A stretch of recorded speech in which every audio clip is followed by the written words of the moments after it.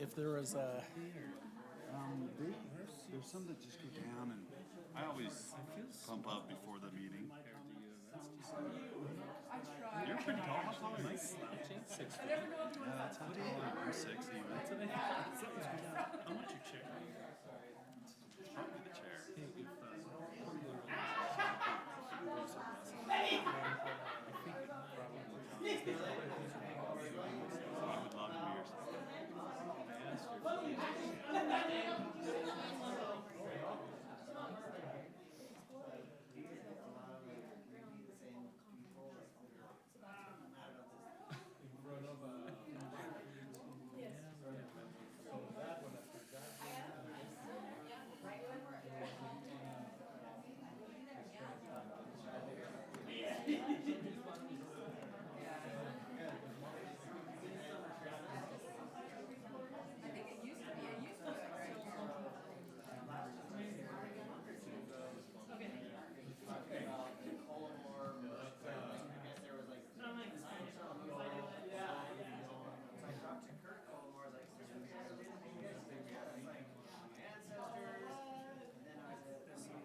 if, I would love to be your second.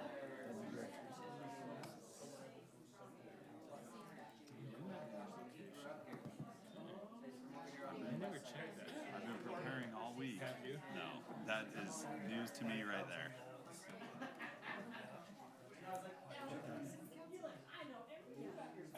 So once we Impressive. 30 new townhomes at Anderson Farms out of 380 apartments. We'll be up 40%. See, to me, that's a huge misperception. More around 43%. That's awesome. It's great. And that's in your printed? Yeah. Okay. Thank you very much.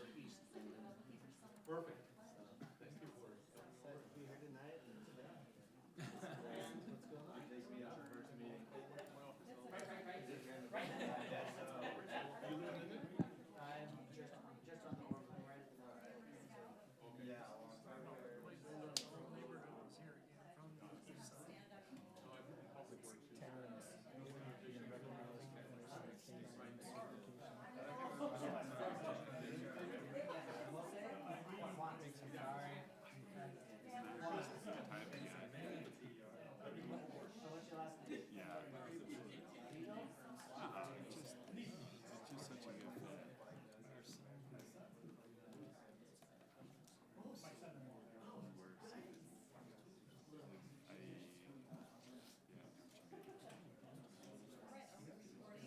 Yeah, we're ready to go. All right, we will call this meeting to order. Thank you, everyone. Today, we're holding our city council meeting here at 5:15 p.m. It is Monday, December 16th, here in our Lindon City Center chambers. And we'd like to welcome everyone here this evening. We will first start off. I would like to thank my council for being here and our staff and those here in attendance for the agenda items tonight. We will first begin with an invocation by Councilmember Jake Hoyt, and then we will follow with the Pledge of Allegiance led by Van Pinter. Our dear, kind, and gracious Heavenly Father, we're thankful for the opportunity to gather together today as leaders of this city and concerned citizens. We're thankful for this wonderful city of Lindon and where it sits at the foot of Mount Timpanogos and the beautiful area in which we live. We're thankful for our first responders. We ask for a special blessing upon them always, that they'll watch out and protect them. We ask a special blessing that Thy Spirit will be here tonight, that we will make decisions with wisdom, that we will do what is best for the city and its citizenry. We say these things, Father, and we do so in the name of Jesus Christ. Amen. Amen. To welcome you to come stand up here. Repeat after me. I pledge allegiance to the flag of the United States of America and to the republic for which it stands, one nation under God, indivisible, with liberty and justice for all. Thank you so much. All right, we will start now with item number 1 on the agenda. You can catch these, pick these up at the doorway there if you'd like to follow along this evening. And so I'll first start with our roll call. I'll start here to my right. Jake Hoyt, present. Steve Stewart, present. Present. Van Broderick, present. Cole Hooley, present. Lincoln Jacobs, present. All right, we're all in attendance. Fantastic. Going on to item number 2 on the agenda, we have a very special presentation tonight. We're so grateful to a couple of community members who made a significant donation so that we could obtain a canine for our police department, and we're also very grateful for the department taking this on and the officer that is going to be recognized tonight for that as well. So I'll turn the time over to our Chief Brower. Thank you, Mayor and Council. I think our two citizens are probably running a little behind, but I'll introduce you to our new K-9 first, and our Officer Harmon, who's taken on that responsibility. Now, let me preface, this is a working police dog. You may not want to go up and pet it yet, but this is, you pronounce the name. I say it wrong. It's Chef. Chef. His name's Chef, like a cook. Does he take the commands in Dutch? He does. Yep, all of his Malama. commands are Dutch. And he's about 4 years old, so. He's So, Officer Harmon went through 8 weeks of extensive training to certify the dog in the state of Utah. Now, multi-purpose, I want Taryn to describe what kind of narcotics this dog is capable of finding for you. Yep, so he is officially certified on 4 types of drugs. So he finds methamphetamine, heroin, cocaine, and MDMA/ecstasy. So, and we're actually currently training on fentanyl. So hopefully in the future he'll be able to find fentanyl. Seats.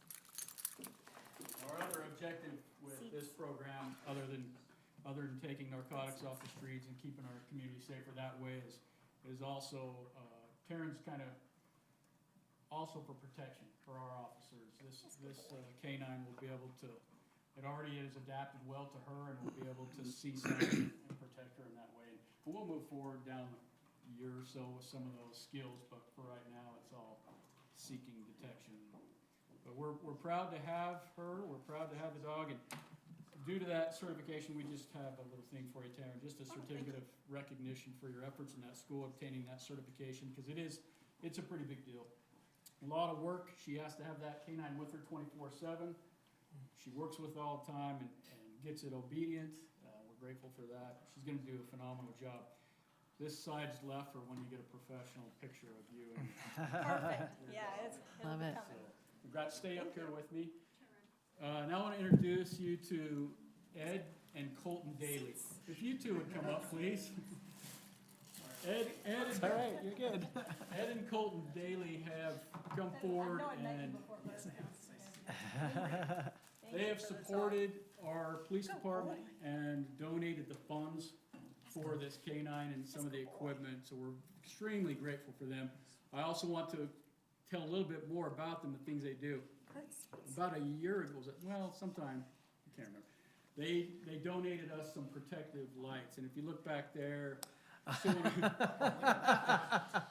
when our officers are out on crashes, out on scenes at night on the highway, on the roads, that adds an element of safety for them. We're very great. They've done this to several departments. And they're also members, or I don't know if you're board members for the 1033 Foundation. Honoring Heroes Foundation. So, yeah. So incredible work they do for the law enforcement community. So thank you two very much, and I'll give you the same thing you want, but we've created a plaque for each of you for your dedication and support to the police department of the city of Lindon. That deserves a huge round of applause. Thank you.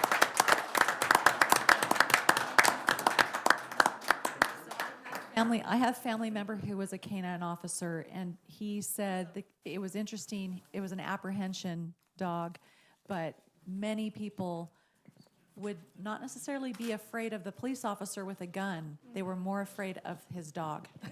Yeah. It's an interesting tool, that's for sure. Yeah. There definitely is some fear about getting bit by a dog. So even just with him being single purpose, even just getting on scene with this dog, I think gives an extra level of protection for us and our officers. Absolutely. Curious, It's so cool. thank you. I'm curious, when he's standing there wagging his tail like Chef is doing, are they still afraid? He's nervous, especially when everybody clapped. He was like, what is going on?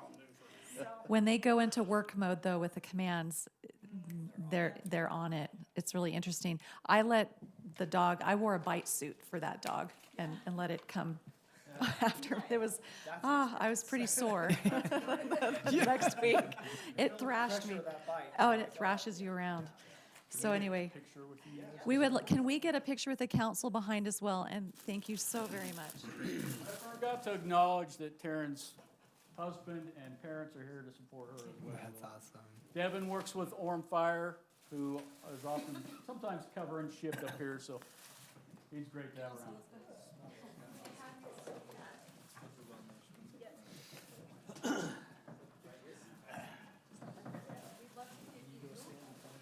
yeah, as soon as they get set up, I'll go move him over there with us.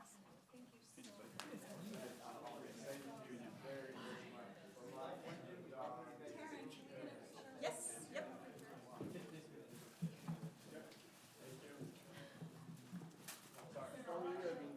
gonna switch you guys sides if you want to go on that side, then I should say that.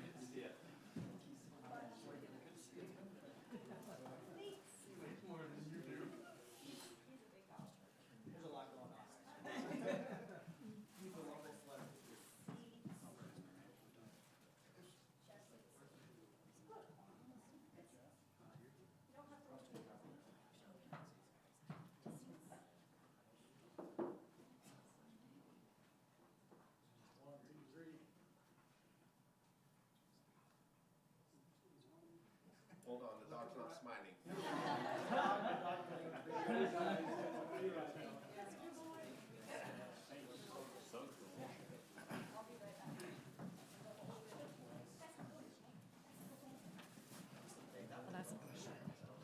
We know that this is a tremendous investment, not only of the gift to obtain the canine officer, but also for Taryn. And we know that this will be used to help a lot of our sister cities as well with a lot of interlocal support. So this is an amazing tool for the whole area, not just Lindon. So thank you to everyone very much.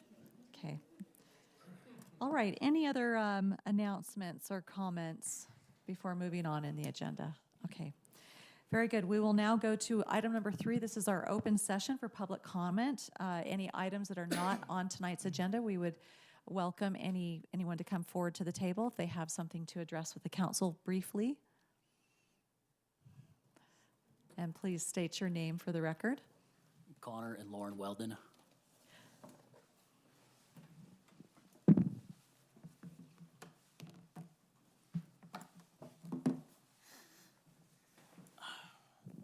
Wanted to start off firstly by thanking everybody here for their continued support.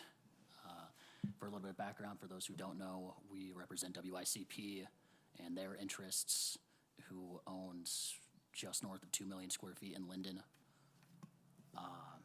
Mainly, we wanted to talk about 2 issues today, one of which we spoke on about 2 weeks ago.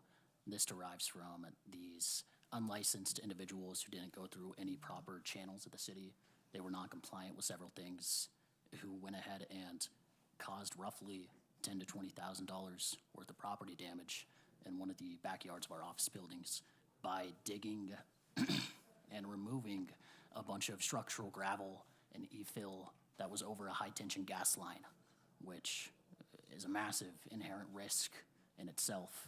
Somebody could have been killed, could have been fatal, and it would have fallen on us. So there's one of the issues with that. And secondly, no arrests were made. So we would request that down the line, if some sort of arrest can be made, or if the city could post some sort of bond and collect money from these guys that we could collect later on. We had a very pleasant conversation with, I believe it was Officer Ortiz, going off memory here, who was incredibly helpful in the situation, but we request just that we could either make a formal arrest that would aid in our efforts to obtain restitution down the line, or if the city could get some sort of bond for roughly $20,000. It's incredibly stressful for us that people can go on and not go through any sort of channels of the city, do unlicensed work, and there's little to no consequences. And now we're having to face the damages and consequences for it. So. Understood. Connor, thank you. The staff are aware, and our police department, and I did speak with our chief today about it, and they are getting more information so that, charges could be made, potentially, and Wonderful. just understanding that, so there would be a mechanism for some of the things you're talking about. Chief just stepped back in the room as well. I don't know if he wants to give any updates regarding the WICP issue with the disturbance, the gas line work that was done. Yeah, There. there are communications. It's an active investigation, so I can't give out any elements potential of criminal activity at this point, but there is an ongoing investigation, and Mark and his attorney and our, state attorney have met and discussed this as recent as, I believe, today. There's a meeting Friday that will have an update and move forward related to the costs of potentially what kind of damage. So we're working that case. Yeah, that's incredibly relieving to hear, and I want to be abundantly clear. We don't mean to undermine the efforts or actions of the Lindon City Police in any manner. They've been nothing but tremendous for us, but just a little bit stressed out about this, as I'm sure you guys can imagine. If somebody were to go and remove dirt from any of your backyards, I'm sure you guys wouldn't be too stoked either.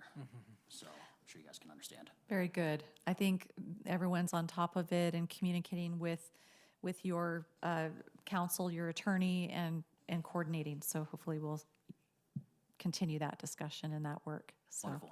Wonderful. okay, thank you so much. Anything else?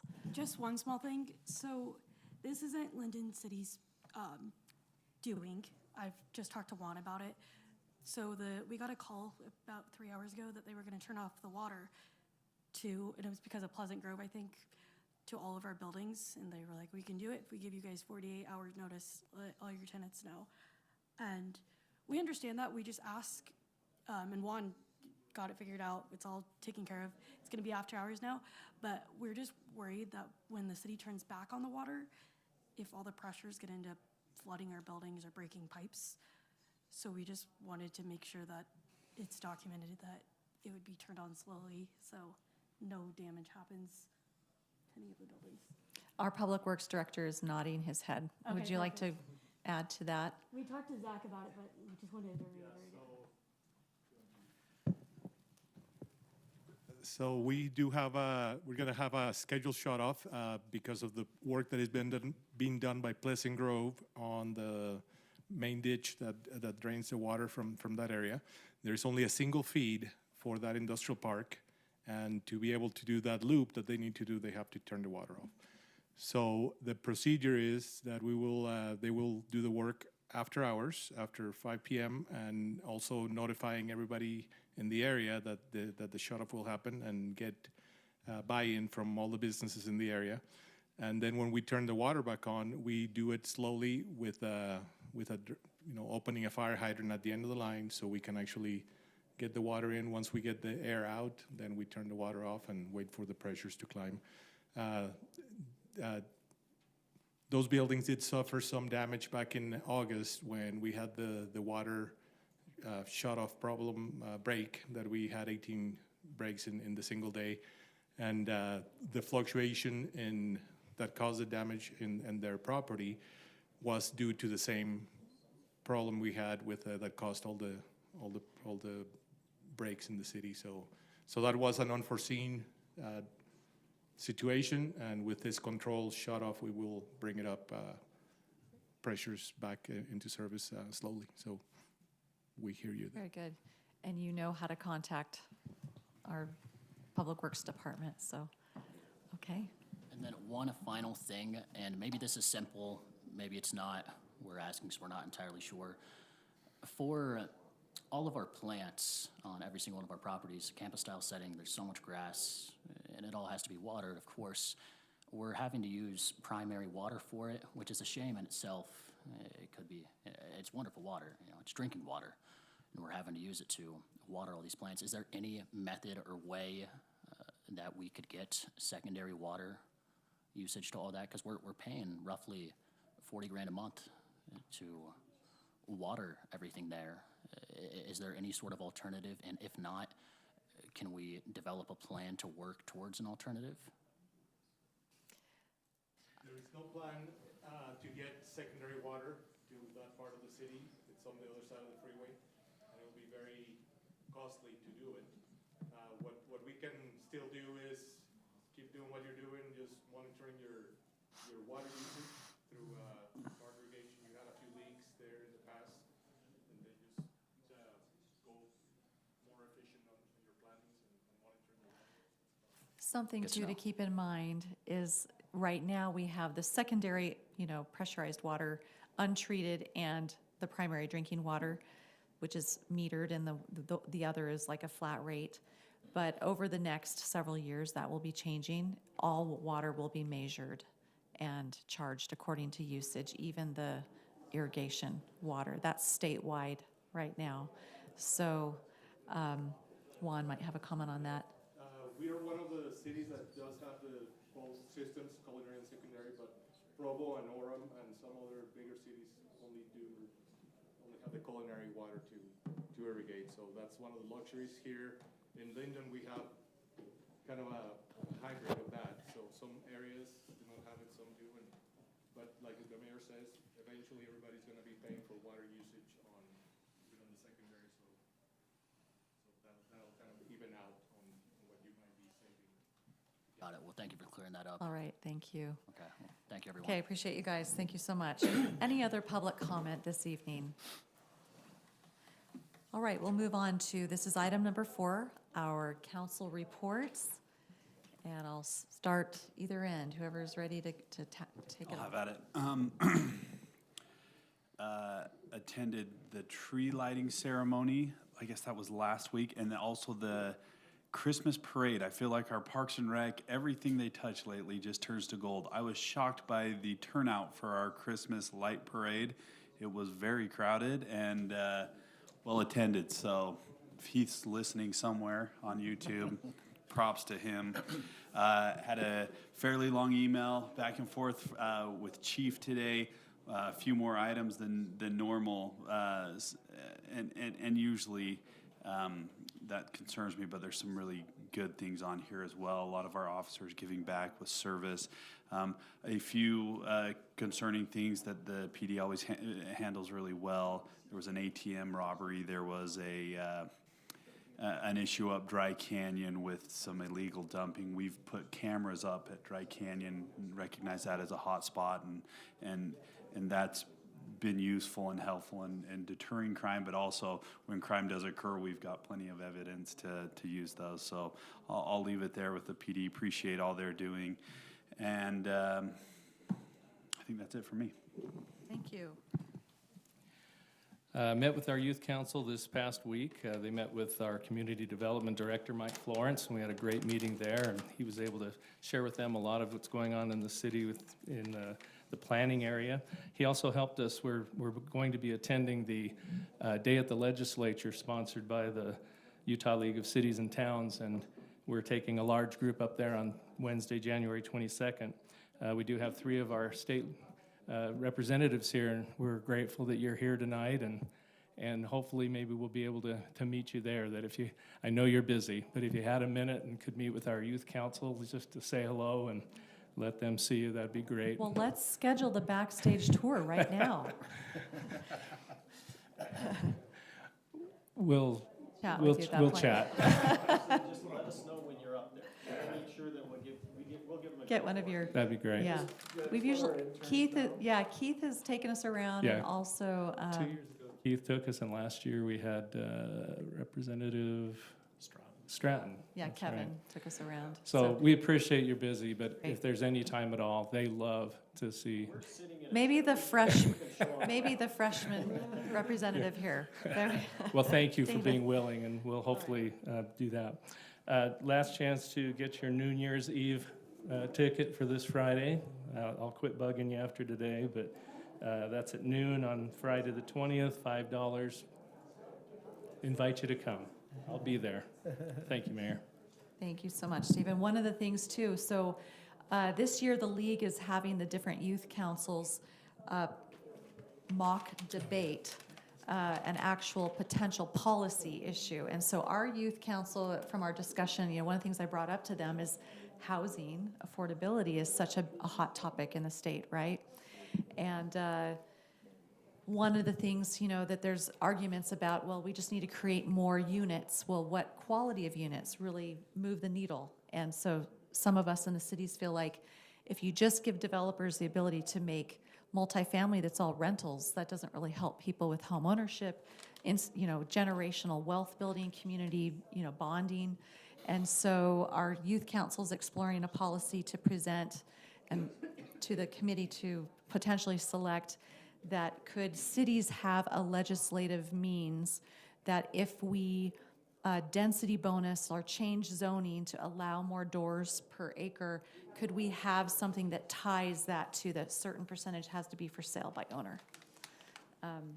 So they're exploring that right now. It's an interesting topic that we were putting forth to them to maybe explore. Okay, so I'll go ahead, Van. I'll comment on what Jake talked about. The light parade was fantastic, a lot of fun. Glad I was able to sit in my vehicle with the heater going, but well attended and a lot of fun. The water crossways on the east side of town, kind of with our world construction, kind of last parts of that project are being worked on, some sections completed and a little bit more to go there. But it's looking nice up there, so thank you to our public works. Yeah, no updates. They're not doing any meetings in December, so, but things are going well. I'm so sorry. That must be a bummer for you to not be able to attend other meetings. Parks and Rec, as has been echoed, just love Lindon, right? I hate to admit I've never been to one. I feel really bad about that. My wife and I went down there, we pulled over, we stayed in our car, and we were able to see everything. Just what a wonderful place we have to live, and so grateful for Parks and Rec and all that they do for those kinds of things. North Point Solid Waste Transfer Station, AKA the dump. They're going to be doing some construction. It's all going to be on-site, in-place construction, so they're going to do the heart surgery while keeping the patient alive and blood flowing. So hopefully it shouldn't be too disruptive to residents as well as the commercial sanitation stations. They'll be meeting with our planning commission in January. They're going to begin construction slated for August. Construction duration about 18 months, $15 to $20 million project. Just a heads up on that. Planning Commission, we have an agenda item on that tonight, but I do want to say, I come to all the planning commissions and I meet with engineering firms that are going out the door and other organizations that work with our planning department, and every single time they just, wow, Lindon is different from every other city. They just have such huge compliments from Mike and his team. I don't think I can pass that on enough, how refreshing it is to work with Lindon City when it comes to planning. That's all I have. Thank you. Really quickly, attended the UIA Utopia board meeting this week. Things are still looking good. They're continuing to bond for new infrastructure in other communities. They're continuing to have more subscribers and doing quite well. I will forward some of those financial reports over to you all here later. And then also, as you all know, we have the reorganization of our school district. Adam Cowie, our administrator, Brian Hawes, our city attorney, and Cole Hooley, we've all been quite involved in meeting at various meetings and with our sister cities, not only with our reorganized district of Vineyard, Orem, Pleasant Grove, and Lindon, but also with the other cities. There's some legislation that's been proposed, a draft by Senator Grover. And so today, for example, we were meeting to discuss what things we could have consensus on that we would like to be modified in that draft. And I don't know if if you have any comments publicly here at this point. Yeah, Adam's been done a great job kind of working on the boundary issue, and we have the entity getting sent to the state and submitted, and I think that the temporary name will be Timpanogos School District. Obviously, there will be a new board elected next fall, and one of the issues that we talked about we would like to see in that legislation is potentially to allow the new board to be sworn in and be active in moving forward once their vote is certified after the election, rather than waiting until January of 2026. There are a couple other key points that are still in negotiation and motion, so it's a very complex issue, but we're trying to be careful that we're being prepared, we're being proactive, we're working and coordinating with Alpine School District in appropriate ways, kind of staying in our lane, so to speak, but still collaborating, advocating those things that might be important between the 14 cities, kind of determining all the nuances of this. So I don't know if there's any other updates. There's from a you both. district meeting tomorrow where they will take a formal vote on the potential closure of Lindon. So that, And I've vocalized strongly, I feel like that should be put on hold temporarily and allow the new reorganized district to determine significant, permanent, disruptive changes such as that. So There's no hopefully, public comment at that meeting. public right? comment was the last meeting. but so, you could email Right. yeah. if you haven't communicated what you think. So anyway, that's one of the things that was languaged in Keith Grover's bill, but it would not be retroactive. If the legislature passed that, this board, current board, could choose to still vote to do the closures. But in the bill, it states maybe for future. And one of the things we talked about was, let's make sure we're not just stuck in the microcosm of what is in front of us, but that whatever language is addressed here is broad and appropriate statewide. We're looking at the pitfalls of previous splits and what we're going through now and our growing pains with that. Let's make sure that we're having that macro view of what best serves. So that's a point that I felt strongly about too. So hopefully our current board will listen to that. So we don't, anyway, so that's going quite well. There's been really good collaboration. I think what I've been talking to everyone about, everyone talks about the Canyons Jordan split being like this horrible divorce. And I think my perspective that is shared, I think, with the other elected officials is, let's look at this as not a divorce.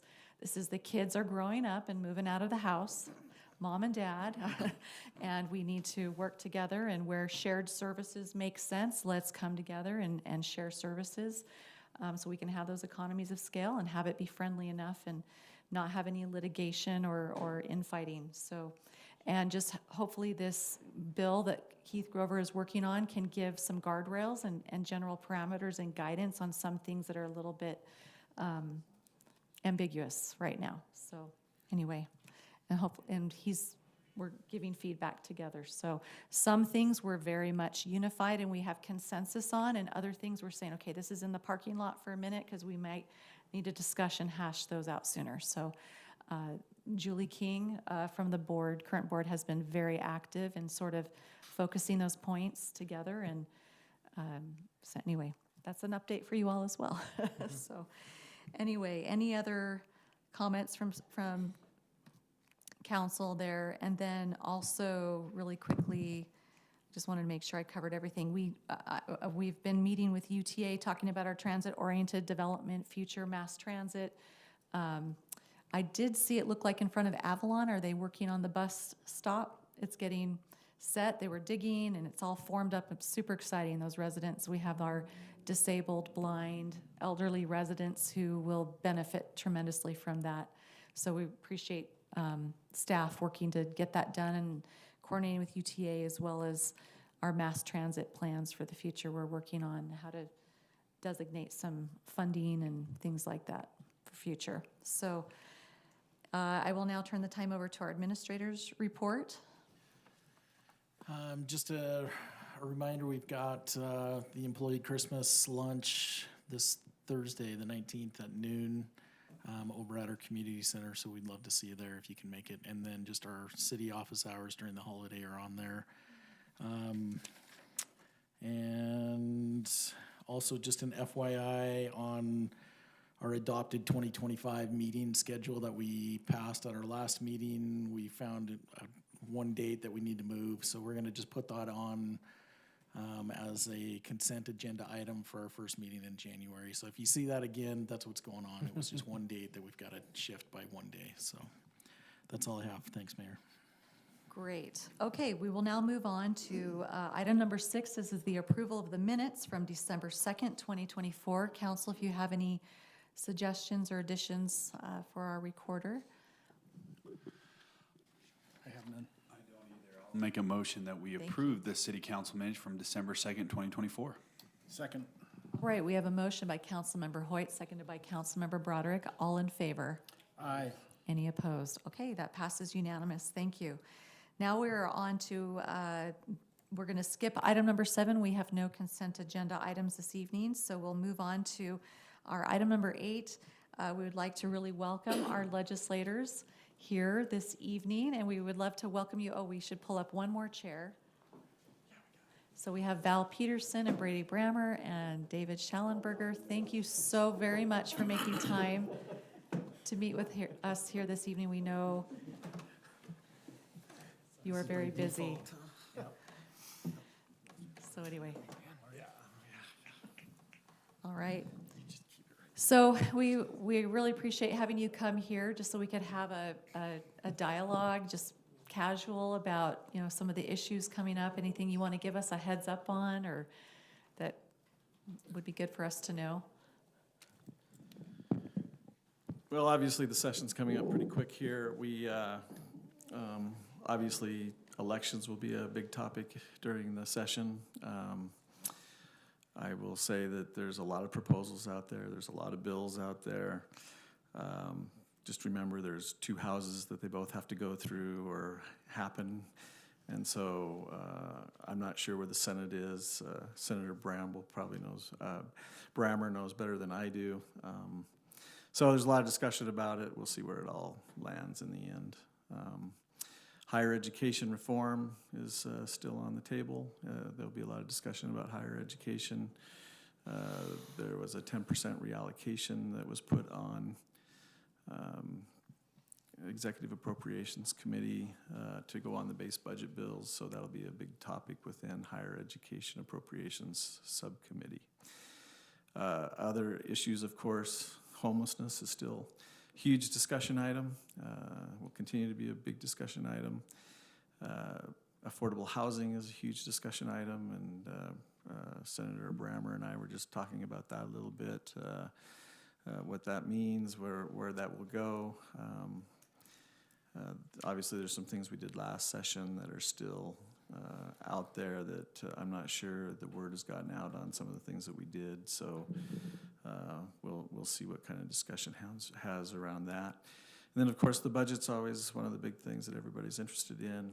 I will tell you that sales tax and income tax is pretty much on target right now. Corporate tax and quarterly payments is down slightly.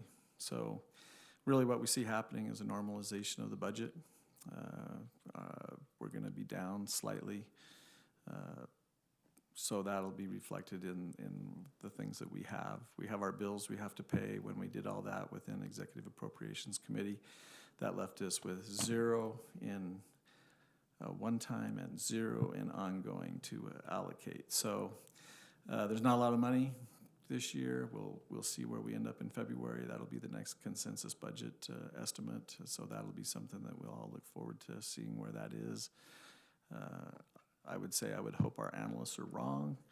I will tell you that our analysts usually are not wrong. And they're got to the point now where they're so within targets that usually we don't have a lot either side. So, and then of course, the Utah Lake proposal is something that Utah Valley University is excited about. We're excited to work together on that nature center. Yes. And so there's still the $5 million that's earmarked on the federal level. We have a $17 million request for appropriation on the legislative side. We'll see what happens with that. We're excited about the project. Senator Brammer's been a huge supporter of that project, and it's great to have his support, especially on the Senate side now. So key things for that will be the amount of money we have and where we can maybe get some money from within that. You said you're on government ops appropriations, right? No, well, I'm on general governance. Yeah, That'll general go through governance. Transportation and infrastructure. Transportation infrastructure. We divided our old IGG committee, we've divided in half, and so we have transportation and infrastructure, then we have government appropriations, and so we got a little bit different structure coming into this session. Those are the big things hitting me on the top of my head here. Senator Brammer, you got anything you want to add? A couple things. First of all, thank you. It's great to see everyone. Your mayor has been fantastic on the Utah Lake Authority. She's become a voice of reason and there's a lot of reasonable people. I don't want to say that it's an unreasonable group, but she's become an important voice on that committee, and I really appreciate her work on it. And then it was great to get to know Van better earlier this spring. Earlier this year, he was a gentleman throughout the special election, and I really appreciate him. And you're married to a friend of mine from law school. That's right. So. Yeah, that's right. And I just put that together. As far as I'm a little bit more in the dark than Val as far as where the Senate's going, because they've already had their all-day caucus, which means they meet together, they discuss their priorities. That happened this last week for the House. The Senate meets on Wednesday to go through their priorities. And so I don't have the list of everything, but I can tell you a few things that I do know will be out there. There will be quite a few bills on election reform. There will be quite a few on judicial reform. And so you'll see some of that coming through. And then in addition to that, one of the things that we're trying to grapple with as a Utah County caucus is we're increasingly alarmed at some of the things that are pushed down on cities that largely impact the high growth areas of Utah County and Southwest Salt Lake County. And it's kind of a demand that the higher density go in without without an equal funding. So it's basically what you're saying is, hey, we're gonna require you to do higher density, and you're not gonna get funding. So what you're going to do as a city is you're gonna turn around and you're gonna tell the developer, bring the dollars to put in the infrastructure. Mm-hmm. And then the cost of the homes is gonna go up because you've just demanded that the developer put in the cost of the infrastructure. Mm-hmm. And we're shocked that the cost of housing is going up. Okay? And so now that's an identification of the problem. Now coming up with the solution to break that cycle is much more difficult, because what you're then doing is you're saying we're going to have, in order to fix that from a state level, it's saying we're going to reallocate resources away from traditional recipients of resources and methods of funding roads and other infrastructure into these higher growth areas, which then creates a political firestorm everywhere else. And so that's a really difficult nut to crack, because we've always kind of said throughout the state we're going to require the developer to bring a lot of the infrastructure cost and that impact fee. But because it's being localized into a few, I mean, you're talking Harriman, Eagle Mountain, Saratoga Springs, Pace, and Vineyard. Those are probably the biggest, ones that are being forced to take all of this development. It becomes an isolated issue that politically is difficult to deal with, because you're taking resources from everywhere else to dump them into an isolated area. Mm-hmm. And so that's one of the political difficulties that we'll be grappling with on how to change that dynamic. Because I'm sure as a city you felt that. You know that there's all these carrots and some sticks to encourage development, but we also don't necessarily want high density. We want affordable houses, and there's no such thing as an affordable new home. It cannot be built within the affordable housing scheme. Mm-hmm.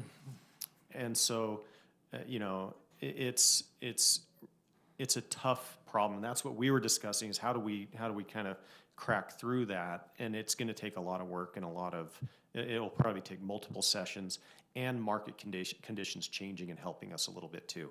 It's kind of like the Great Salt Lake. We can claim that we did all that we wanted, but really it was a great snowstorm in 2023 and 2024, mostly 2023, that made the biggest difference. We need some outside help as well to fix some of those housing problems. And another snowstorm. And another snowstorm. So in that housing arena, I have a question. Do you have much information relative to some of the talk that I'm learning about and hearing about in converting state and federal land for affordable housing? So that's kind of been I have a little bit of information, but it's probably not particularly hopeful. There is some state and federal land, but there's some that are within city boundaries that could be converted, and they've tried, and the federal government doesn't want to. Okay. Now there's always changes in administrations that can change that, but the only person who has ever been able to convert federal land into affordable housing project is Harry Reid when he was the president of the Senate in Nevada. He's the only one who pulled it off that I've ever seen.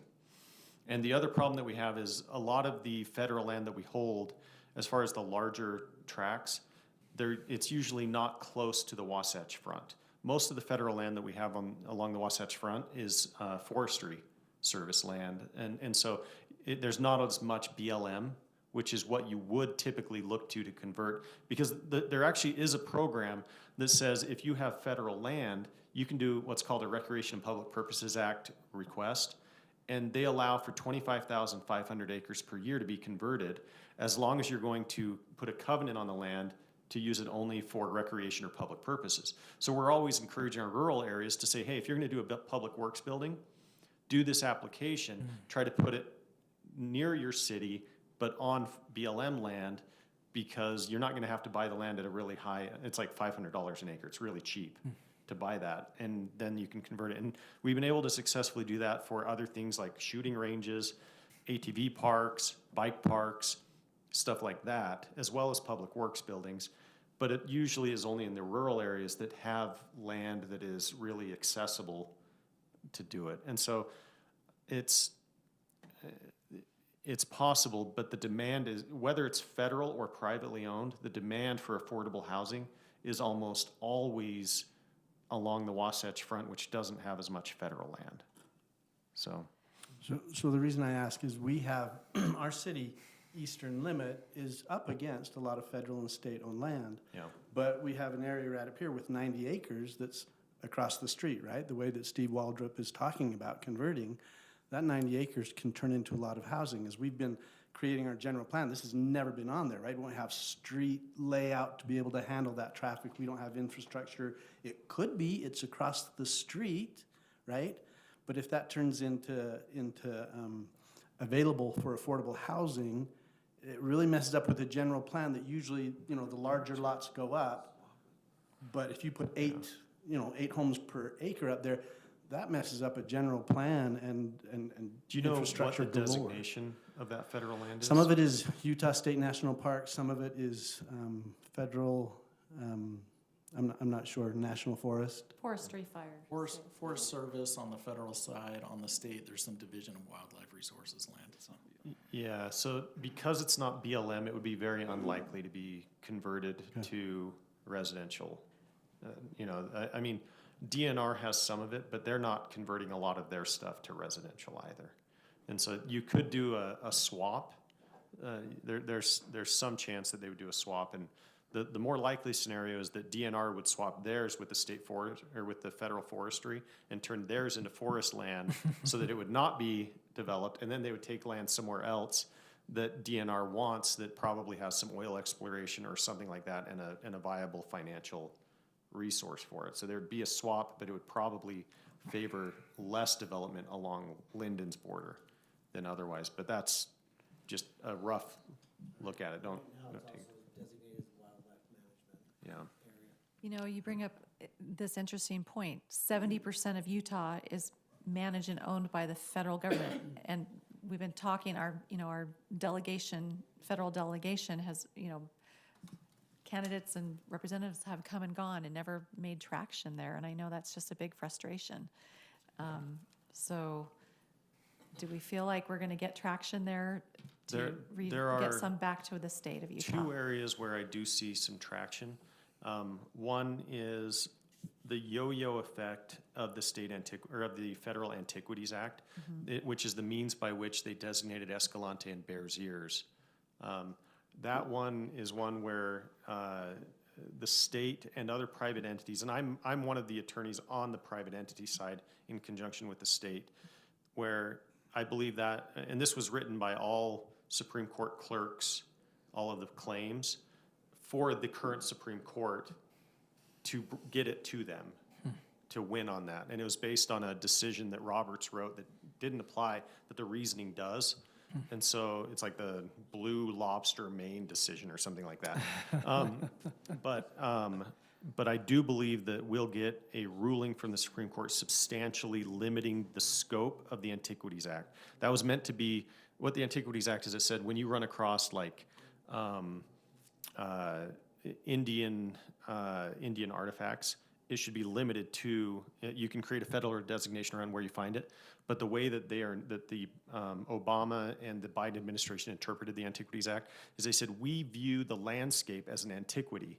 Therefore, we're designating everything we see as an antiquity, which, they're doing, it's like the size of Delaware and like state-sized designations, which it was never intended to be. And so I do believe that the Supreme Court will rein that in. And then the state has filed suit on about 16.5 million acres of BLM land to get that back.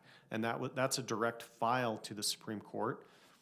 The hard part is getting the court to take that up, and they'll decide in the next few months as to whether they're going to take that case on what's called an original jurisdiction, meaning normally you go to federal court and you fight it out, and then it goes to the 10th Circuit, and then it goes to the Supreme Court. This is one where we said, because we are a state suing the federal government, we are requesting that the Supreme Court take this directly. And that's a risky proposition, but we did hire who is probably the most prolific Supreme Court advocate in the last 30, 40 years. His name's Paul Clement. We did hire him as the state to bring this case, and it's a very compelling argument, but the court is going to be uncomfortable with taking it directly. They're going to have to be pretty courageous on it. I'm going to move this to... You are. It's great to have Brady here, actually. So I'm very remiss here to we have Dave here, who is one of our newest members. And he's actually been to caucus now. He's not the newest member, though. We have a new member, Kristen Chevrolet, as of last Saturday. And so we're excited to have Dave. He's bringing a new energy to the group, and we ought to have him. I don't know if all of you know him really well. I've known Dave for a long time, and especially his dad, but we ought to have him at least introduce himself. And then tell us any perspective he has after sitting through our caucus meeting and if there was anything that really stuck out to him. No, I've had a chance to meet a few of you already. I'm excited to be here. It feels sort of like the snowball's just starting out. I can feel it starting to pick up momentum. So it was fun being at the caucus meeting last week. You could start to see some of the personalities start to come out. So excited to be here. And excited for the priority list also. And I'll just say, since I did touch on the budget just briefly, a couple of things you ought to know on our set-asides, what we did. We set aside $165 million towards a tax cut. As if you read about the governor's budget, he's recommending we apply that to Social Security. The legislature's been working on that quite a while. I'm sure we'll have a lively debate on where we want to put that, but that money is there and set aside. We did put another $145 million towards rainy day, and the reason we did that is our staff had advised us that we were actually below our limits a little bit, and so we put in what we needed to put us back on our statutory limits of 9% and 11%, which puts us at about $1.1 billion of rainy day in case economy shifts us on us, it gives us an opportunity then to stair step instead of having to take it all in one lump sum. And then we did $104 million towards state employee compensation, which is about a 2.5% increase. It mirrors essentially the inflation rate that we're seeing right now. And then we did public ed growth, which seems a little counterintuitive because public ed was down about 0.07%. But we have a hold harmless clause in the statute right now where we have to pay one more year before we reduce public ed. So that's really a summary of the issues that we did on the state budget. And with that, I think we're open to any questions you might have. Well, great. We have some discussion items here. Maybe we could start off with those. First of all, we would love to, and David's already joined me in some of these discussions. We have some particular funding needs at our interchange, and we wanted to show you, this has already been engineered and ready to go by UDOT. We met with our Region 3 representatives there, and it's just a matter of funding. So environmental's done. So thank you. As you know, the PG Lindon interchange is very congested. They recently did a little bit of some lane additions, which was amazing, and we're very grateful for. But we have some significant high-density commercial and residential things that have already been permitted, and more are coming. So Pleasant Grove has kind of like a big billion-dollar developer here at the interchange that has approved about 1,000 units, plus a lot of commercial that it's already very busy. On the west side, we have millions of square feet on both sides of this of office. It's a huge employment node there, as well as we have a Lindon downtown plan. He's got the cursor there as well, a big mixed-use plan. We have a lot of doors that are permitted from a past development agreement, and more are forthcoming, most likely. So we're trying to get ahead of the ball game on, this intersection already, I think is a level, when they rate, is it still at a D? So right? it's probably a D. Yeah.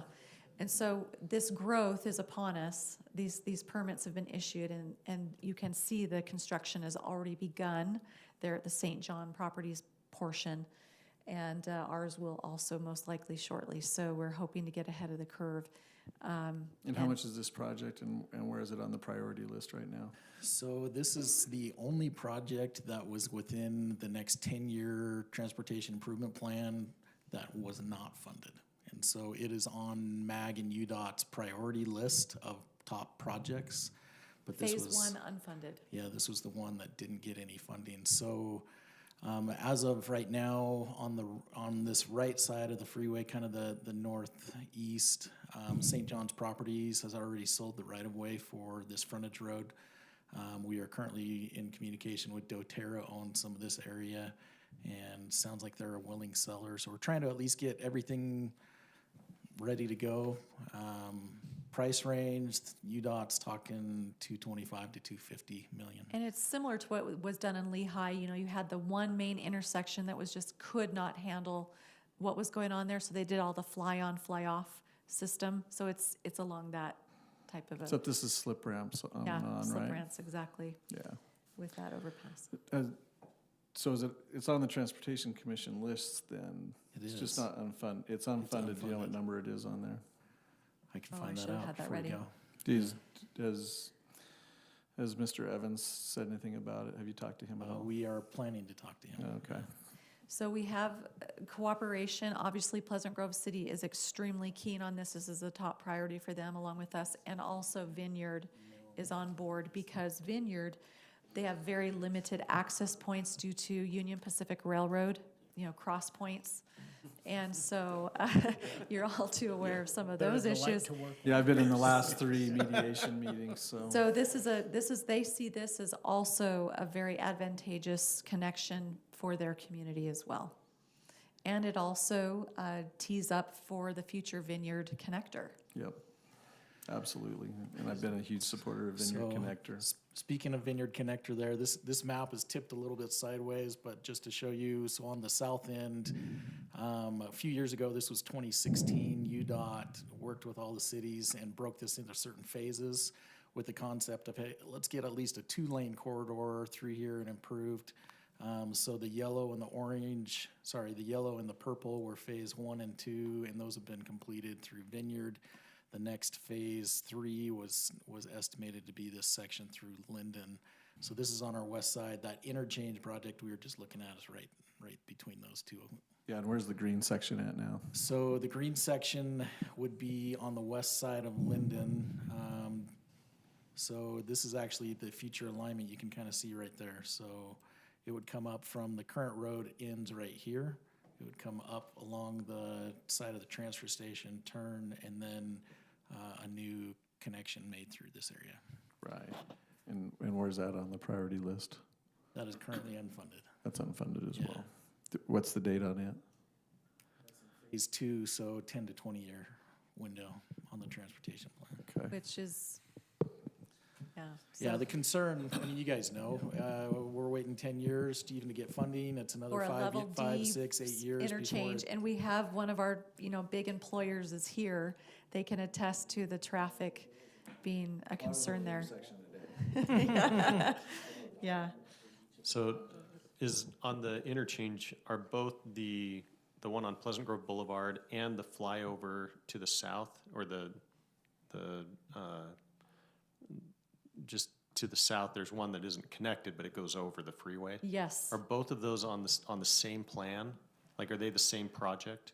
Or are they separate projects with Sorry, one are coming you from talking about UDOT? this? Yes. This is all one project. Okay, so all of that is So within the one This list is all item? within the 250 million, yep. Okay, just making sure. And then the Vineyard Connector, is that mostly is that on the state side of it, or is it on the MAG side of So funding? this is a state highway. Okay. That's And it would proposed. tie up into the front runner station in American Forks. So Mayor Frost, Mayor Johnson, all the mayors are very much in support. And of course, then the Vineyard Connector could also tag for an east-west out to Eagle Mountain. And there's different alignments. You've probably seen that no one has settled on the exact alignment yet for that east-west, but. Well, and we were able to get about, more on the west side of here, more to Eagle Mountain and Saratoga Springs, we were able to bump up about 1.5 billion last year up the list. These are still behind it, which we need to get it up there. And there's kind of two paths typically. One is let the process run its course and they get prioritized as other projects get funded. And the other is, at some point, if we do a bond, then there's kind of a political process whereby we can start making some demands and for different areas of the state. But and that's not as fun of a process for us. Yeah, but As far as priorities, I think this interchange issue would be first, Vineyard Yeah. Connector would be a second there as transportation funding from the state, so. Yeah. Where's this on MAG's list? This interchange, so this is in their 10-year plan, but unfunded, and so. will this help at all with relieving any of the, one of the arguments that we are constantly making is, are we relieving the east-west traffic? Yes, there's a Congestion. tremendous amount of traffic coming from the west right now, and they are West and then lined south? up trying to get onto the I-15 interchange. Yeah. That connection is already there. Okay, so it's a Saratoga Springs relief valve as well?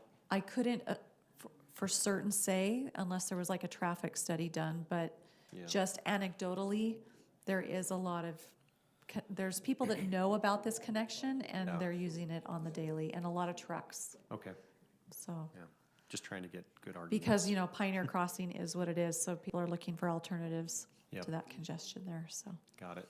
Well, and So- as Pioneer Crossing becomes a mess, this is gonna be a relief valve for that, so. So MAG put this out, this was a UDOT and MAG priority top 10 UDOT major projects update just in August. And all of these projects that are listed are funded in whole or in part.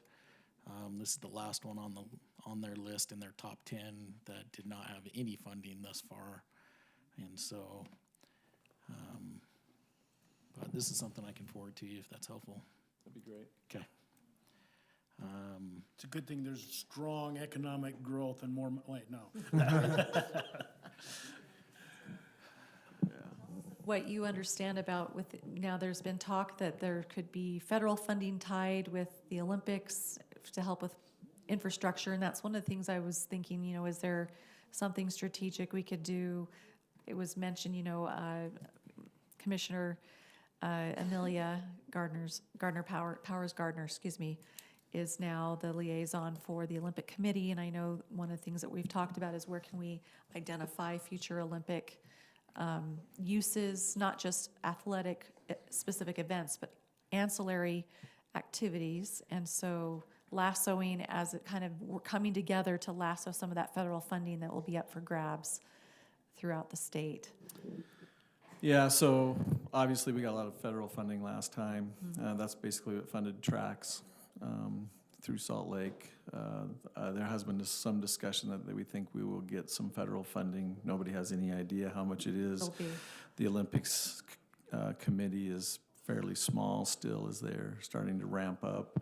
There has been some discussion about some of the things that could go for. Obviously, one of the big things is actually continuing to bolster Front Runner.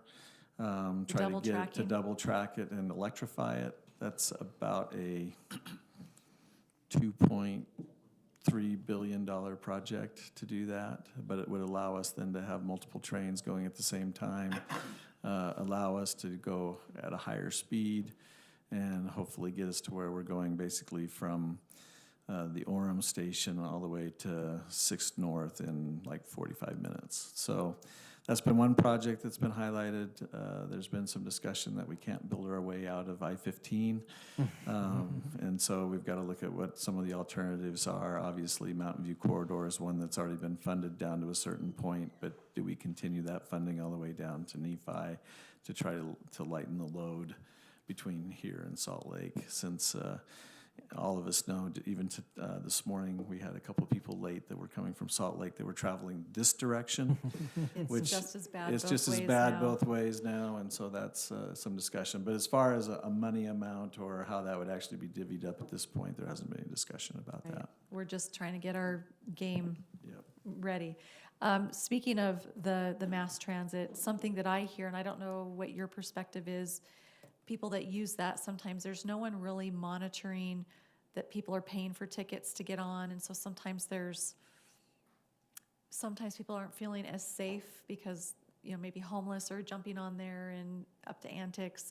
I know that topic, some people say we should have ubiquitous mass transit that's free for all, and then others are saying, no, it needs to pay for itself. Yeah. And then maybe there's a safety issue with just having no monitoring of it. So obviously UTA has their own police force. They're actually authorized for their own police force. I have seen officers on the train. I have been checked when I have ridden the train for whether I have a ticket or not. I wouldn't say it's a real common thing, but it does happen occasionally. That's probably something that, as you said, there's a lot of discussion about UTA and charging their fares and how that all works. I think that there also has been some discussion about, depending upon the hour, the safety of the train issue, and that's something that we have raised with them. Obviously, that's is one way that the homeless population moves between Salt Lake and Provo. So something that we definitely need to continue to work on with UTA. Can we jump to another issue, Yes, Mayor? please. Is that all right? I'm going to have Mike Florence this year. He's our Community Development Director, just giving you an update on housing and where Lindon's at. Tell our story a little bit and the number of units there. And then with Senator Grover not being here, maybe we'll skip some of the school district things. You've mentioned some of that, but we did have one question about surplus school land and how that might be treated. And so 2 more quick topics there, and then I think we're good. So.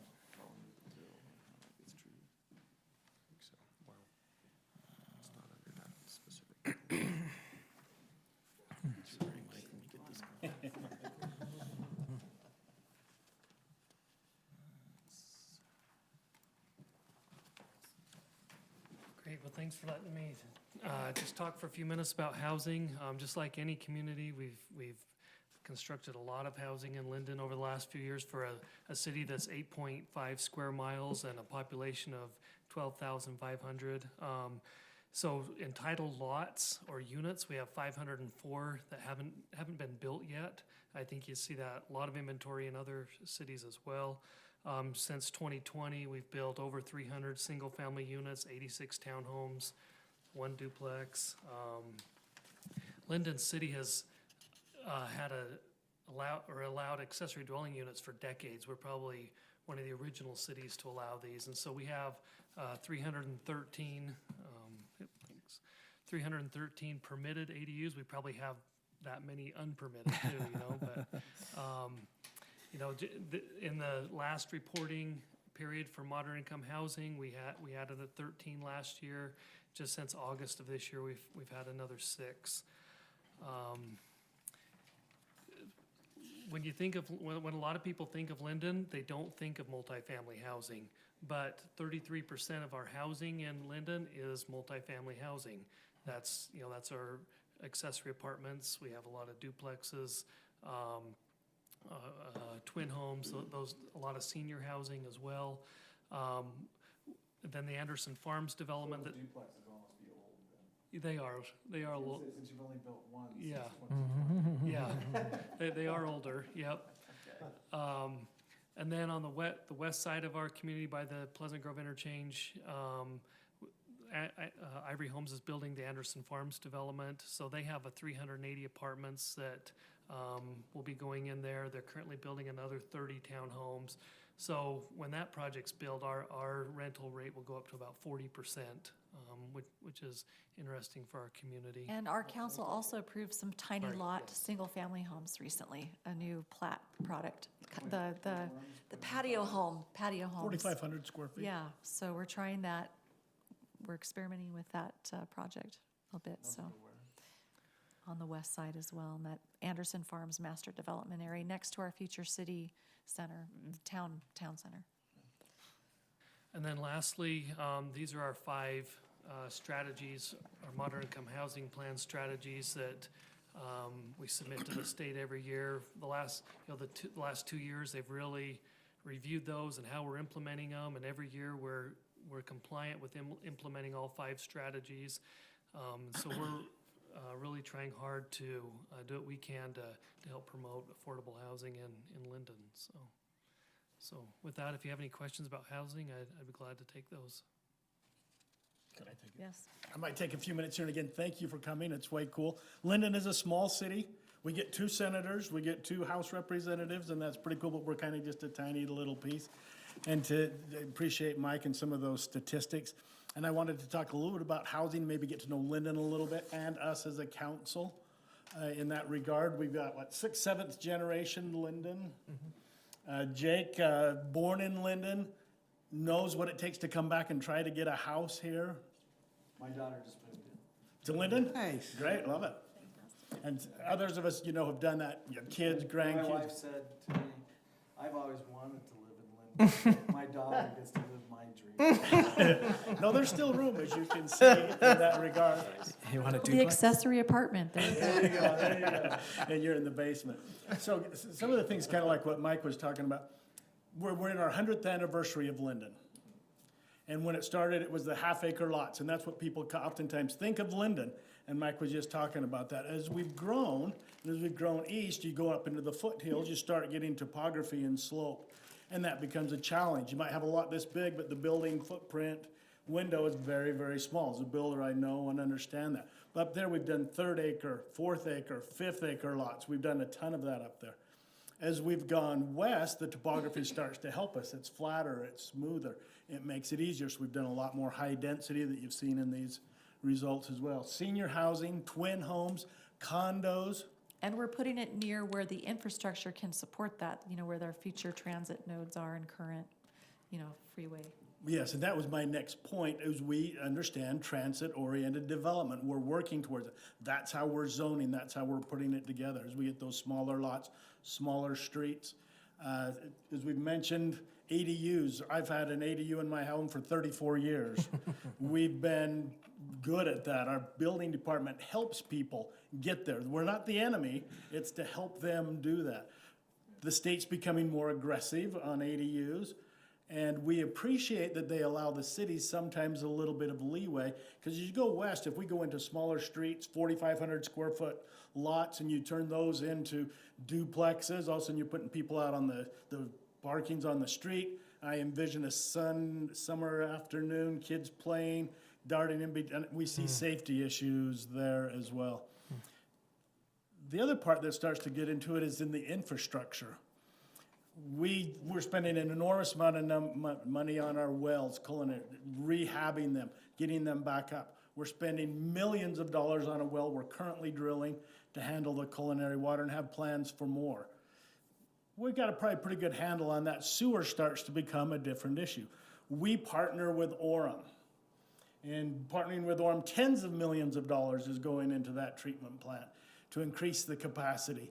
And as a city, we're also looking at our sewer lines to try to reduce the infiltration to keep that capacity up. But there is a point where we go, that's all we've got, and we're spending millions and millions of dollars to that. So we understand, I think, affordable housing, where we want to have housing, and all of this stuff we just said, maybe you'll never remember, and that's okay. But I hope you will remember that we know, and we understand Lindon. And so we like to partner with you. We like local government to handle traditional local things. When there's concern, let us know, let's collaborate, work together. Utah League of Cities and Towns becomes a great advocate for us, and we'll be reaching out to you by email as well. But no, we're not the half-acre lot that some people, we do have that, and we think that's an important part in our core, but we've done so much more to have that there. And again, we thank you for coming. That is so cool. But just understand that we have a good handle on housing, and we're your advocates as well to make that happen. We appreciate that. This is a huge issue, right, throughout the state, and so something that we continue to work on and try to find the right solution. So I'm really interested to hear how the 4,500 square foot lots go. So that's happening. And to define affordable, wow, that's just I'm not sure anybody's 80% of median income, 50, whatever. We do lots of things, but affordable is a tough word right now. Yeah, there's a balance, you know. I think I saw David nod his head really big. I think we're all on the same page that we need to somehow help people get into ownership more. And that's a tricky situation. One of the things that we've had is when we've asked developers to come and do a more dense project for home ownership, we really have no mechanism whereby to guarantee that they will, in good faith, really do that. And I know some anecdotal conversations that have been had. It's like, well, if the market will bear this, even though the city gave me this, I'm going to put the end user price up here to get the max I can get. So somehow, are there ways for those incentives or discounts to really pass through to the homeowner? Anyway, I've been in conversations with builders and communities where the builders have said, you know, I could build a $400,000 or $500,000 house, or for a little bit more, I could build a little bit nicer house and charge $600,000 or $700,000. He goes, what do you think I'm going to do? I'm going to build a bigger, nicer house for a little bit more. But the city's the bad guy. and so that's the thing, is I think all of us here could probably be unanimous that they want to come after our zoning authority, and we just hope and pray that you will really watch, not let the fox be in the hen house, so to speak, in these matters, and hopefully see that we really have been acting as partners in good faith. We're trying to be proactive, we're trying to be creative. Sometimes when the state comes down with a kind of a one-size-fits-all, sometimes there's unfunded mandates that we have to grapple with. And so we appreciate your consideration and balancing all those things. Yes, one size doesn't fit all. In Lindon, there's different constraints in that regard. I'll just end kind of with one thing. So we had a developer come in not too long ago, just kind of conceptually, and they wanted, I think, 5.5 times what the current zoning was. And their final argument was, you better approve this, or the state will give us twice this much in The a year next or two. time. I mean, so they start to be, they're starting to get that emboldened. and we I've look had at- ones look me in the eye and say, we're coming for your zoning in the legislature. Like our lobbyists some of them sit in powerful positions. So from that group, so. It's interesting with the accessory dwelling, like you guys, it sounds like it's been really successful for you guys. You go down the street and you start getting it like Provo, where it's a college town and they wanna be more regulatory in where the rental areas take place. They're not as big of fans as. Yeah. Yeah, every city's different, every neighborhood's different. And that's where sometimes the local body can kind of understand how to keep the integrity of the community as far as just the cohesiveness, safety, crime, people that are connected to that community. You always have to have different kinds of housing to allow for the people that are transitory in their life and what's happening, but really making a good place to raise families and support our businesses and whatnot. So having that balance, I think we see it each and every day with our staff and with our community and what we hear from our residents. So we appreciate you keeping that in mind. I know you have federal breathing down your neck, and then it's just like kicking the down the chain, right? Adam? Really quick, Brady, you mentioned earlier election things that may be coming up. I just wanted to bring to your attention, this is just an FYI, in Lindon specifically, on the bottom of this area, so this was 9 years of vote in person. And we had on a presidential turnout, the average of those years was 78% turnout. On a municipal only was a 25%.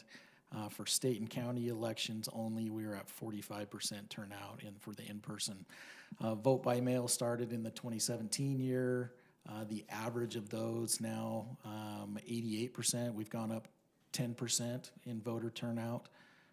Participation on the municipal, we've gone up, 14% in the average of those years. And then same with state and county was significantly, went from 45 to a 70% turnout. When you add in those presidential election years, we're at a 79%. So just wanted to give you that info.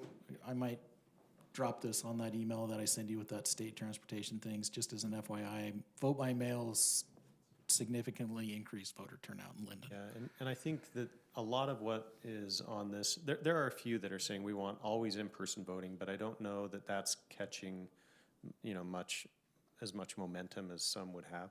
But what is probably more likely is receive ballot by mail and then turn in through a ballot box or turn in with an ID, to show that it's a secure ballot.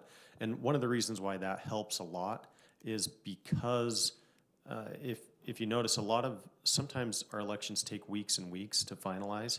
You would have the vast majority done immediately on election night, which is one of the things that people get most concerned about, particularly in Salt Lake County. We find that certain elections always tend to flow one direction depending on the clerk and how things are going. How tight the race is? I said it, not you. Yeah. So I don't know that vote by mail in terms of receive your ballot by mail is necessarily, at risk, but return by mail may be, in the sense that, and there would be a mechanism where those who struggle to get to a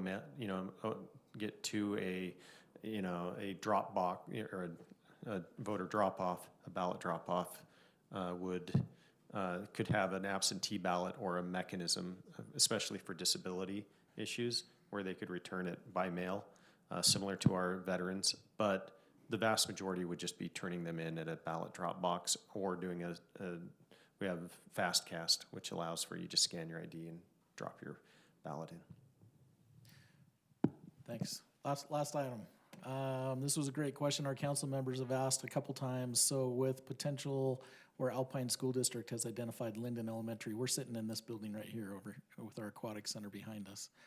Lindon Elementary, if that is set for closure, one of the state codes right now is that the school district has to provide first rights to local entities to purchase those properties. We have 60 or 90 days to give a letter of interest. The question has come up, why do citizens have to pay twice for this property? When there's surplus school property, obviously they put it up for sale, there's appraisals, we're paying millions for a surplus property. So just a question that our council members wanted to throw out and see your thoughts on that. Let me put it a different way. If the city spent money and purchased a parcel, should it have to give it to the county if they're surplusing it? I'm of this same mind where I would be You know. okay with that, because it's like, when it's a government handoff from the taxpayer's perspective, when you're having people do a double mortgage, it's like the house is paid off. Why are they paying it off twice? It's not exactly double mortgage. And the problem is it just screws with the budgets Sure. of each of the You different each have your own entities. checkbooks. And so, it's a capital asset on their books, and they paid for it and everything. And then if you're purchasing that capital asset, it does decrease the tax liability on the school district side, or, it increases their cash flow on the school district side. But it's pretty hard to try to rebalance everything without having it be transactions between the various entities. It's just like if you're doing if you, even in a corporate setting, if you have subsidiaries, usually there's an on-the-books transaction. And even though the flow may look like there's money moving from one to the other, to the end user, they're viewing it as if it's the same. And so it would be pretty hard to, it's kind of like if the state came and demanded something that you purchased and they don't pay you for it, then it falls, it creates a problem for you, and it does the same thing to the school districts. I know it's not what you wanted to hear, but. Because the citizens pay for it at both ends as a school district, Well- and then they pay for it as a city. But the citizens also receive the benefit on the school district side. So it's not that they're paying for it on both ends. On one of the ends, they're receiving the purchase price to the citizens. And so,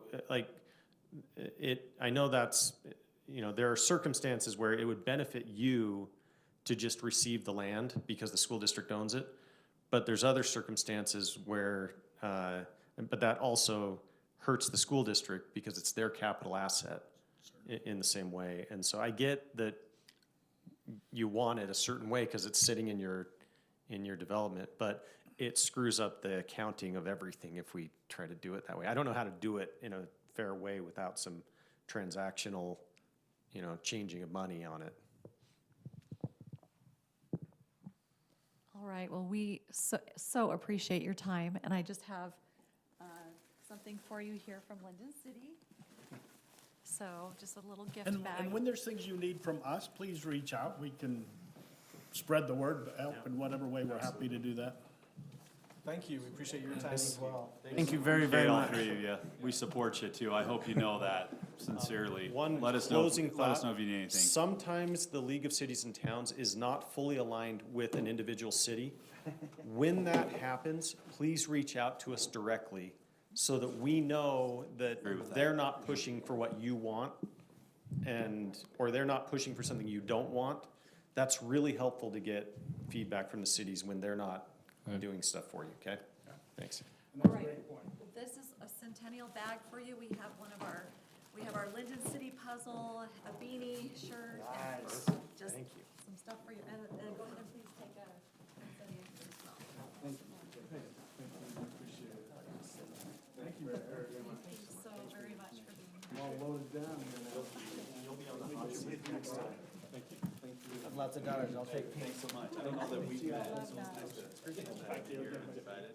Thanks, man. Thanks, sir. You're awesome. Brandon, good to see you again. Thanks. Thank you, David. Looking forward to talking to you. Maybe we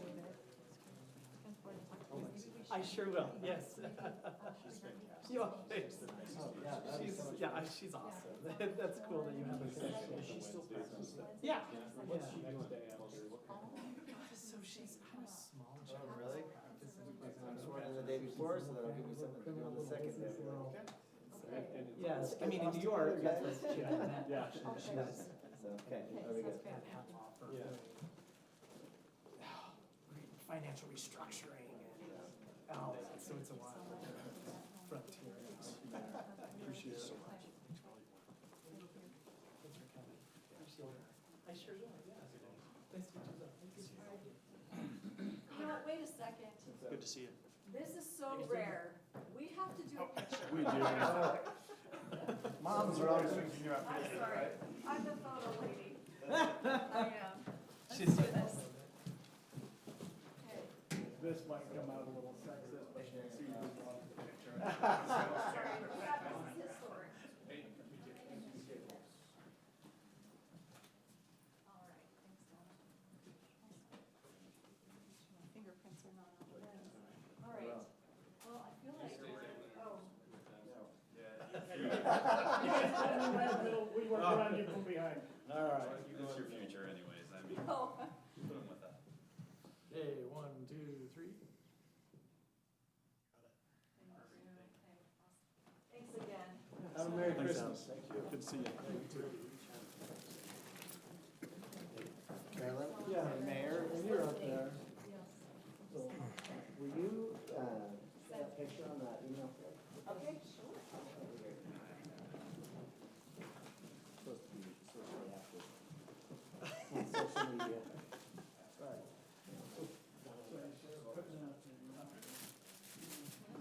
All right. Okay, thank you. All right, moving on. Here we go. Okay. We're now on item number 9. This is the resolution with the development agreement amendment. So we'll go ahead and have, you're welcome to come forward. Thank you. And then we'll have our Community Development Director, Michael Florence, go ahead and present. So last February, the city council approved to change the zoning on this property here at 600 North, 2800 West, from commercial general A8 to mixed commercial. And you also approved a development agreement at that time. That development agreement was signed in June, on June 13th, 2024, with 3 conditions. One, that the building had specific design and material standards that were adopted as part of the exhibits, that the site plan was also adopted as an exhibit, and then that grease traps were installed to adequately support a future restaurant use. The building's 58,000 square feet, just over that, and it was approved with 4 truck docks on the west side of the building, on that 2800 west side. So this evening, WICP Commercial is requesting to amend the development agreement with you. There's a couple changes that they would like to propose.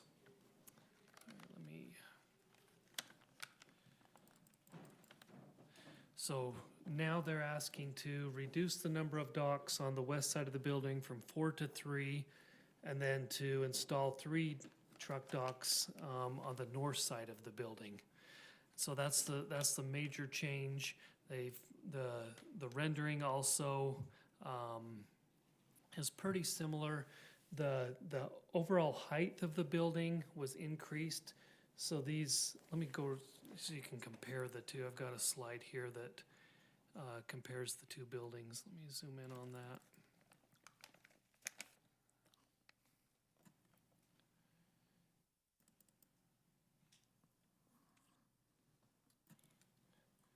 So this slide here, the overall height was slightly increased on these middle sections that are in white here. And so those parapet pop-outs on those dark areas aren't quite as tall, but the overall height hasn't changed. So these were a little bit higher on these pop-outs here, but this white area was increased in height there. And then the Planning Commission, it was hard to tell on this rendering if these were actually canopies over the windows. So the Planning Commission added to the development agreement that those canopies be installed to ensure that they were put in. And then also that Mark would like to figure out how to screen better those docks on the north side of the building. And so that was also added to the proposed development agreement that WICP will work with city staff on trying to come up with a way to screen these docks here a little bit more. Could you say that last sentence again? Which docks screening? These north docks here. Okay. So he's worried about this building to the north there and that appearance still, and so he, you know, whether it's the landscape, some type of additional landscaping or increased landscaping. So those were the things that were added to this proposed development agreement, adding And these, just to clarify, the owner of that building is Weldon yes. as well. It's their own building, so it's not like there's gonna be a complaint from another owner to worry about. Yes. Yep, thank you for that clarification. And so this proposed development agreement adds the additional docks on the north side, ensures that the canopies have to go along that south facade facing 600 north, and then some additional screening in the back for those truck docks. So that's the major change. The remaining items stay in place. The materials, the building materials stay in place under the current agreement. The colors, the grease traps, those types of things stay in place under this proposed agreement. So with that, I'd be glad to answer any questions. There's some slides in there that compare the two site plans that are up here on your screen, and then the renderings as well. So.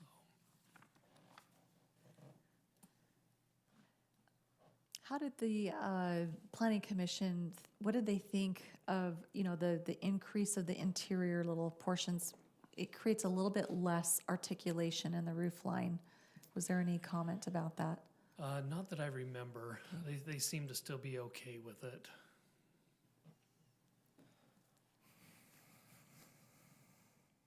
I really didn't hear, I was there as well, in the audience, of course, but I didn't hear any oppositions. There was talking about the canopies, what are those called over the front?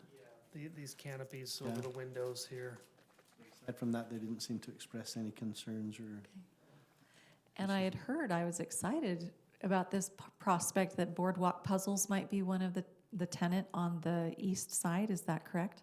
Yeah, they're gonna be the main tenants. That's fantastic. And they have a storefront that, yeah, a little. Yeah, they're gonna have about 1,500 square feet of retail storefront. I recently went and walked with the owners and saw their production and everything. It was so impressive.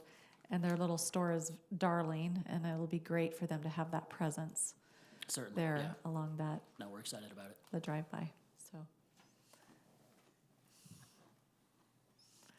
Council, any questions about the this is just an amendment as proposed, just to basically, from what I gather, is they already had approval for the docks on the west side, and they now want to have the docks on the other side so that tenant also has the ability the capacity to receive the trucks for the Boardwalk Puzzles, so.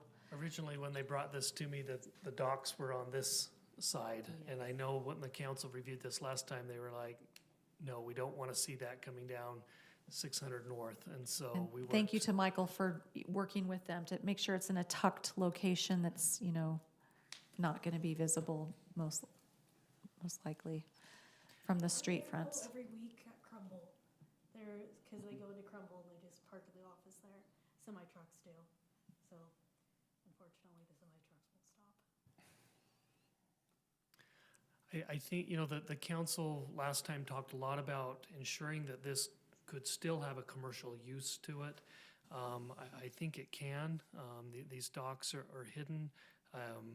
You know, but I just still want to make sure, you know, through the design, through, you know, the site layout, that this still has the possibility of having a restaurant one day or having a, you know, more of a retail presence. And Boardwalk Puzzles is a brick and mortar front store for the public to come in and buy their products. So you can visit, their current location is in one of your properties, a little deeper in Weldon Propers. Yeah. So they do have a true commercial brick and mortar frontage that will be the inviting the public in to purchase product. And they had a huge, they had a big sale, Christmas, and oh my goodness, they had hundreds and hundreds of people came and bought stuff for over that special.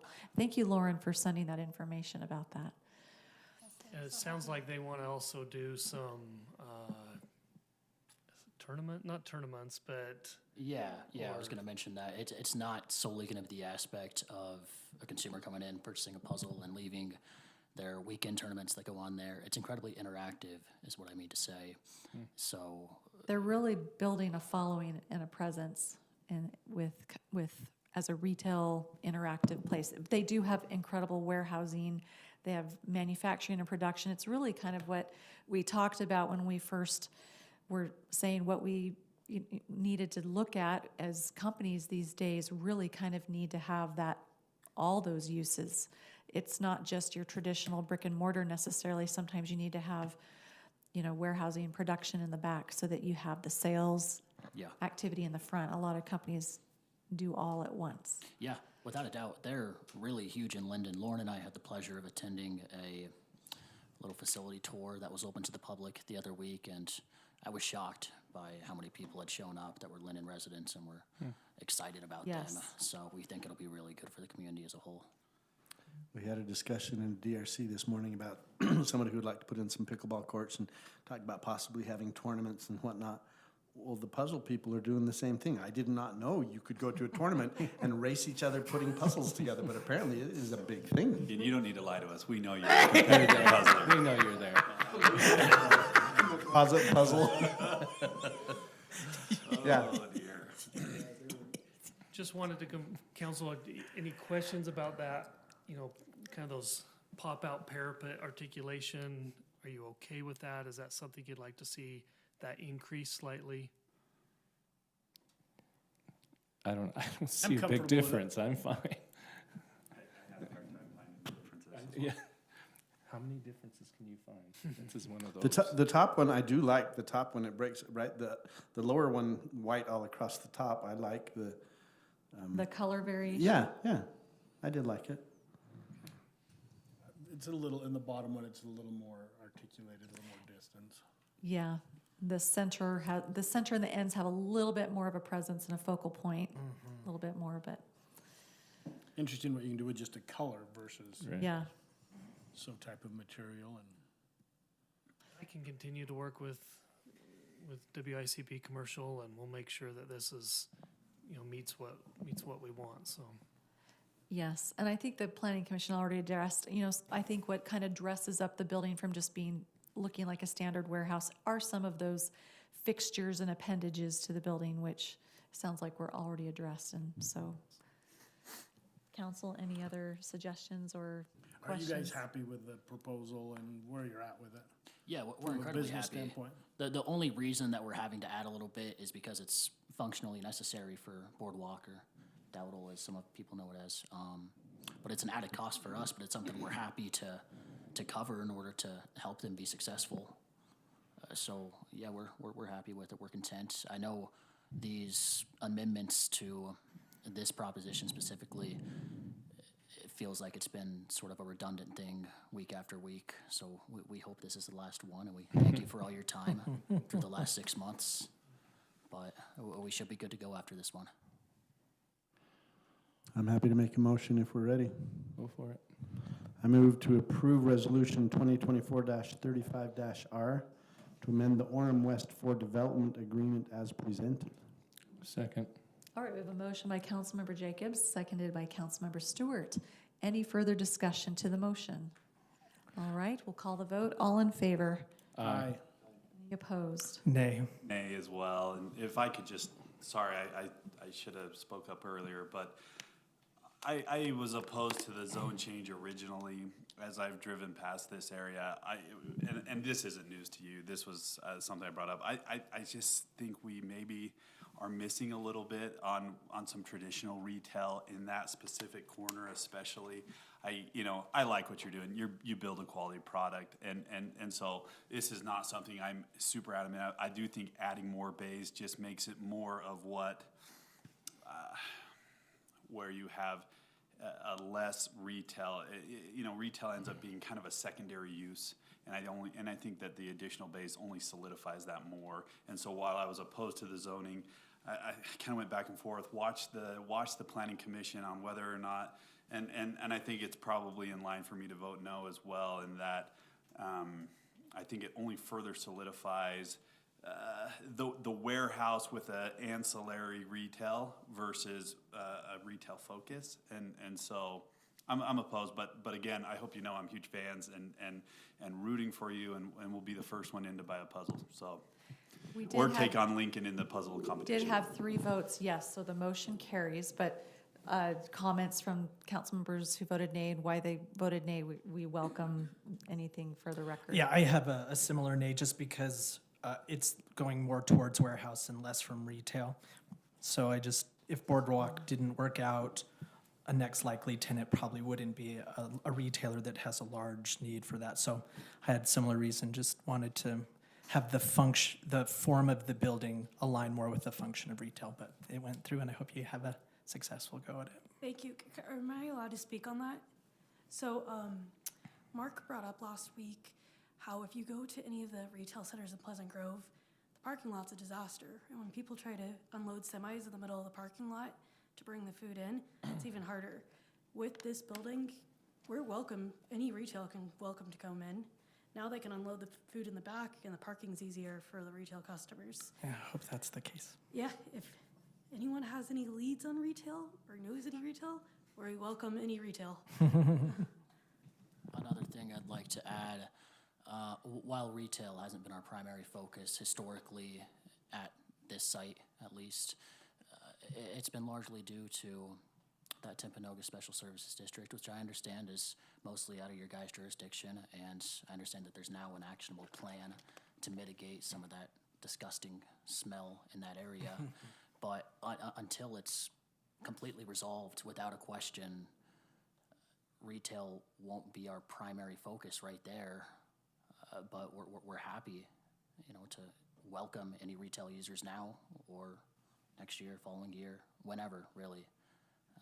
At that building once Boardwalk leaves, if they leave. But it's just been very complicated with the odor. hazy smell, odor, that's the word, in that area. All right, That's a kind word. thank you. Think of something nice. All right, we're now on to item number 10. This is a review and action for the water conservation plan.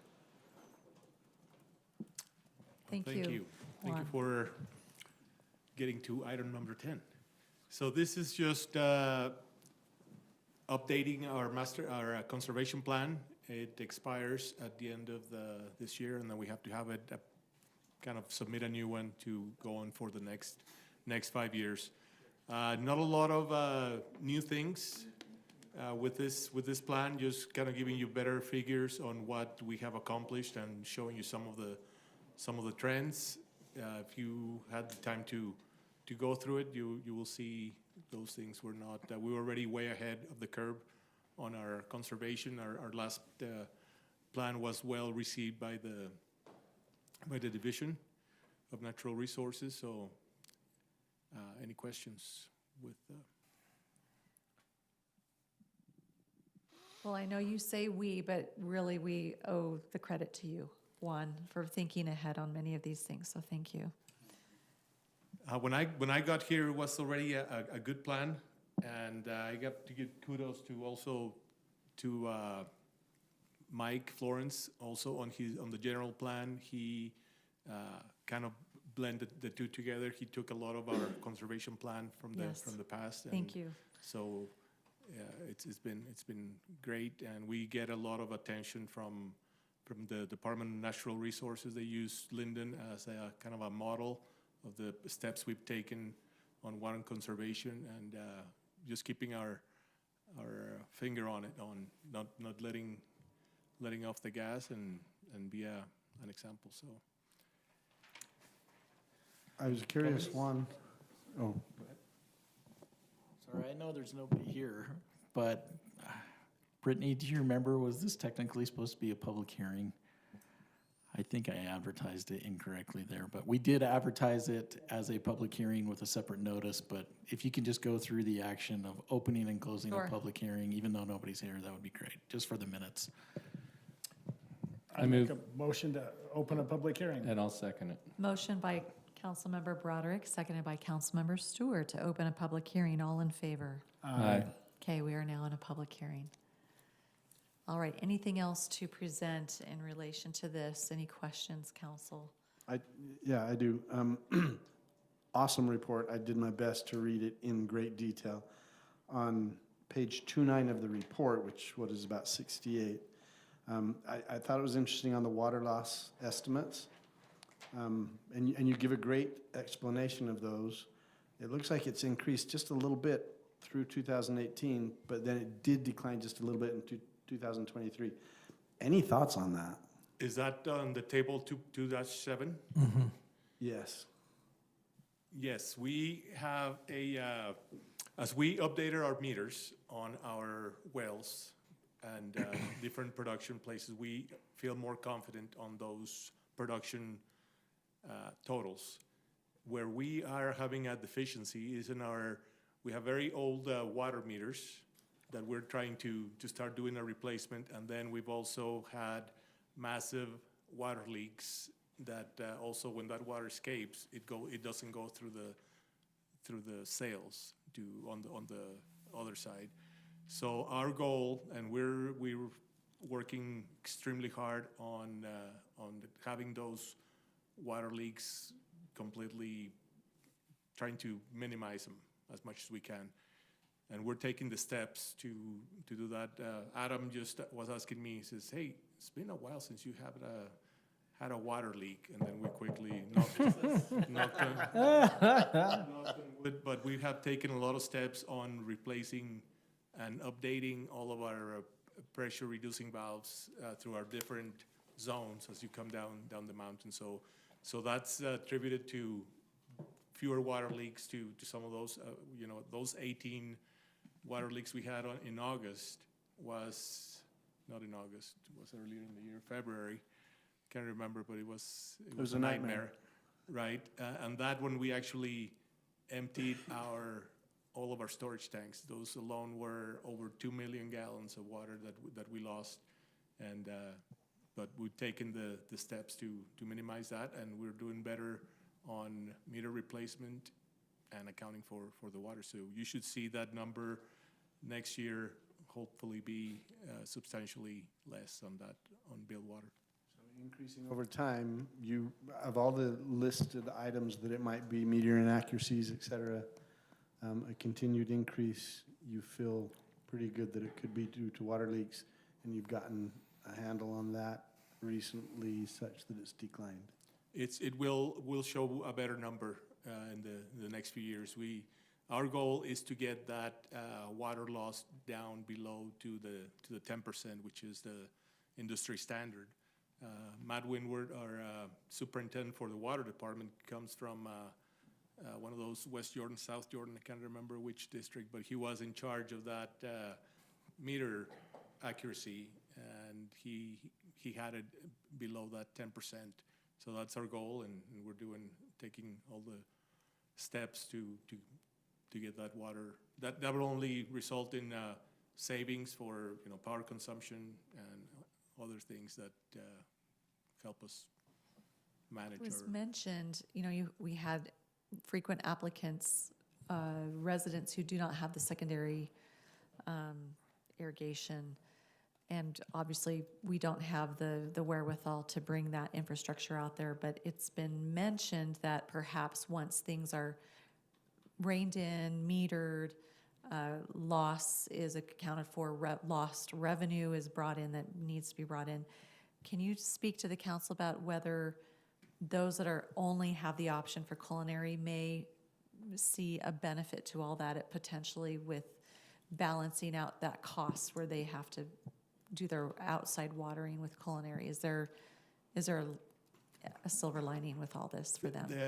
Not from the water loss standpoint of view, but I think I need to look at a more equitable rate on the people that are going to have to be paying for secondary water are going to pay a little bit more, but then we're looking at reducing the fee on the culinary. This is all that I still have to analyze. But the people that do not have, my thinking is, the people that do not have secondary water, perhaps in the summer months, give them a little wider block of water, just to make up for that water that they will have to be using indoors. But that's something that I'm gonna have to calculate on all the things that come into play to make the water rate equitable for.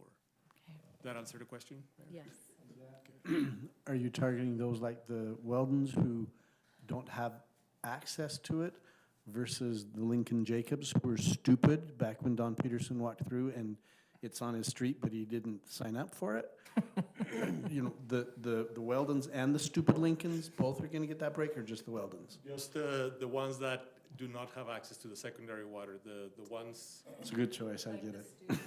I shall not say, With his dumb decision. yes. Is this a new coin term? I'm comfortable with that.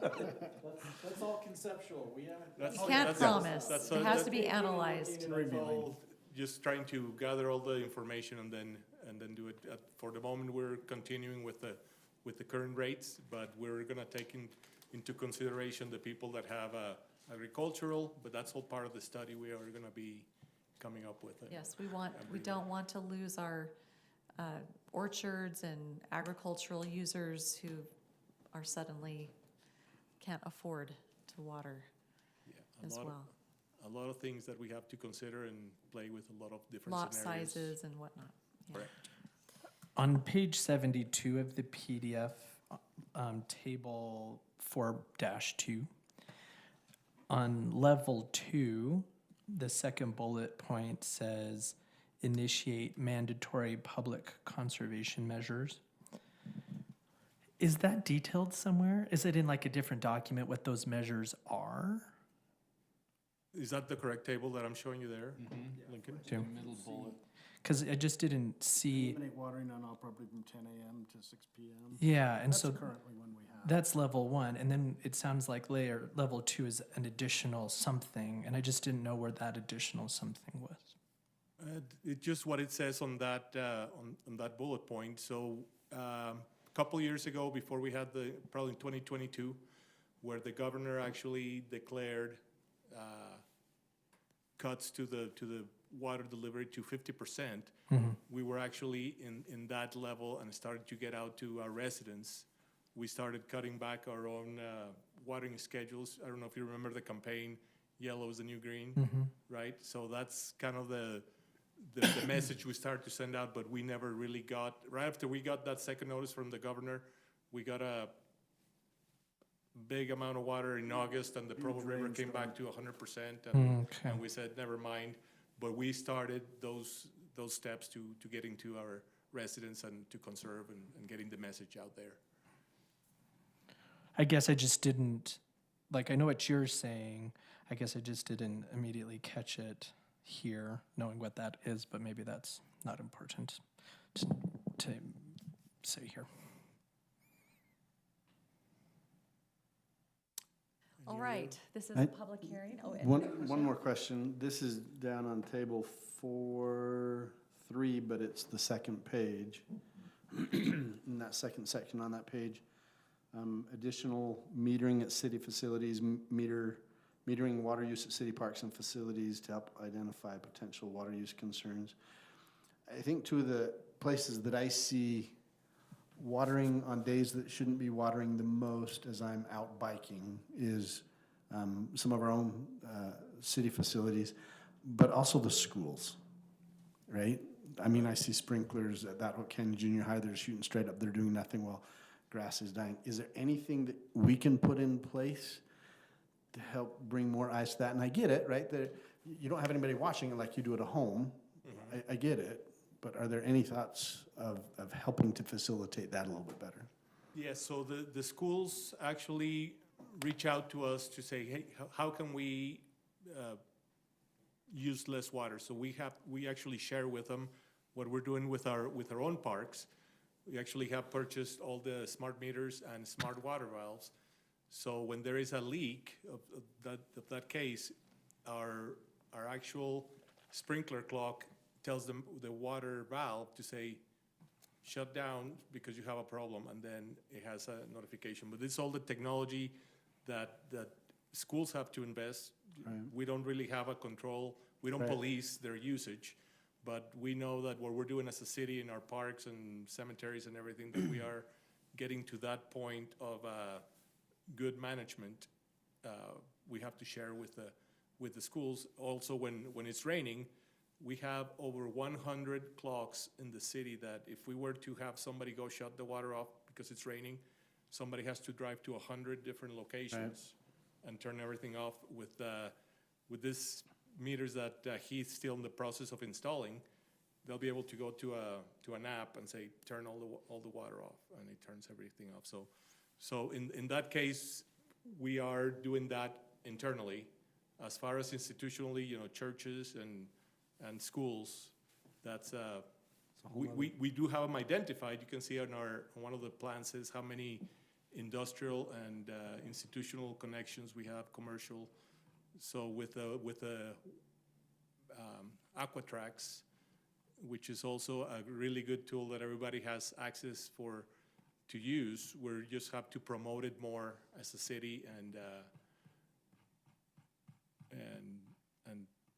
everybody get on board and do that kind of work. So a couple of years ago, the city budgeted, and it was over 200,000 for all those smart meters in the parks.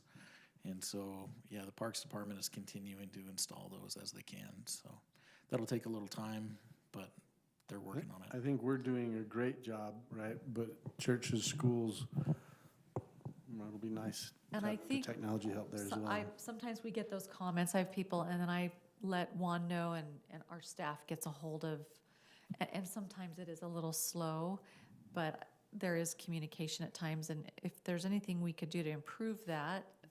Yeah, we have, if you're our eyes, our residents are our eyes, and we have a lot of people actually call us, hey, there is a Walmart, there's a sprinkler that is broken, so they call us, and then we have the contact to Walmart, so we go the extra mile, but sometimes when we call Walmart, it says, well, which one was it?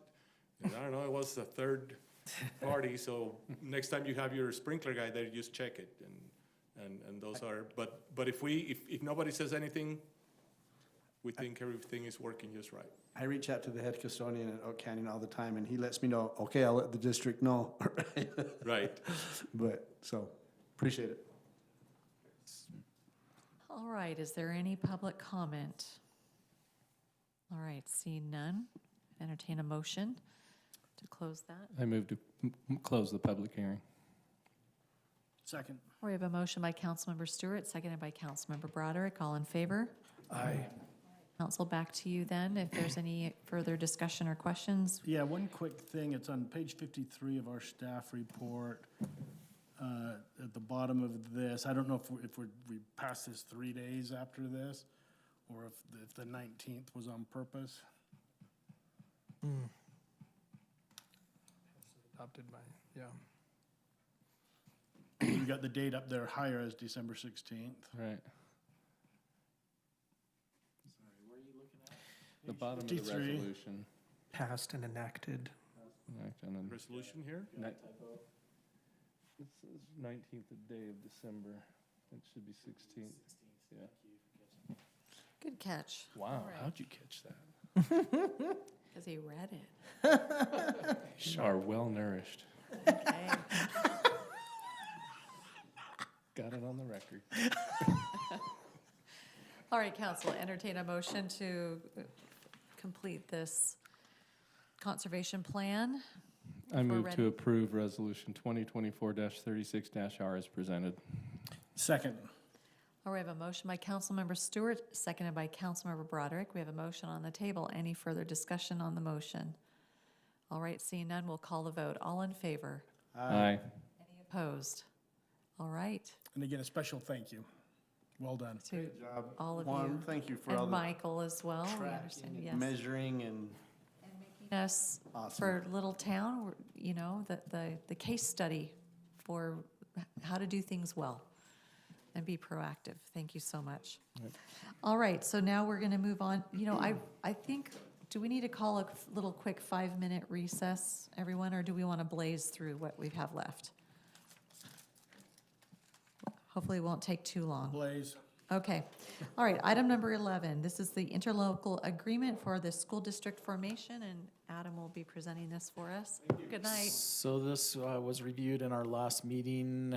It's just a discussion item. We clarified with the county, this is an annual contribution that they're asking for participation on. Based on our population, they had recommended $100 per 1,000 people in the city. And sorry, I am talking about the Sorry, wrong. we're on the I am interlocal, wrong we're thing. one ahead. Sorry. I was We're so a confused. little couple ahead. Interlocal, yeah. The school district resolution, thanks. So this is an interlocal agreement that is very limited in scope, that directs the cities of Lindon, Orem, and Pleasant Grove and Vineyard to just go through the statutory requirements for forming a new district. Essentially, we're working to create a plat that shows our new city boundaries, and we are doing that in conjunction with the other two school districts. And so all three district boundaries will be shown on the same plat. That's a requirement that the county surveyor had requested. The other thing in here is to submit, there's an entity registration form that we'll submit. It's due on Thursday to the state. And that has just some really minimal information that is basically contact information and the temporary name of the school district. Do we Question? need to, I thought with the interlocals that were entered into, they had like, they needed a website, they needed to send out some other things. Are we waived from needing to do all of that because it's? Those are contact information things that were listed for an entity that we don't have because it's not established yet. Okay. And so I think as the four cities talked, we felt comfortable listing minimal information. And if somebody has a question, they can call who's listed there, which will likely be me. And so, Okay. yeah, very limited. We don't have a website, and neither do the other districts that I'm aware of. They have a website. The that west says- side does.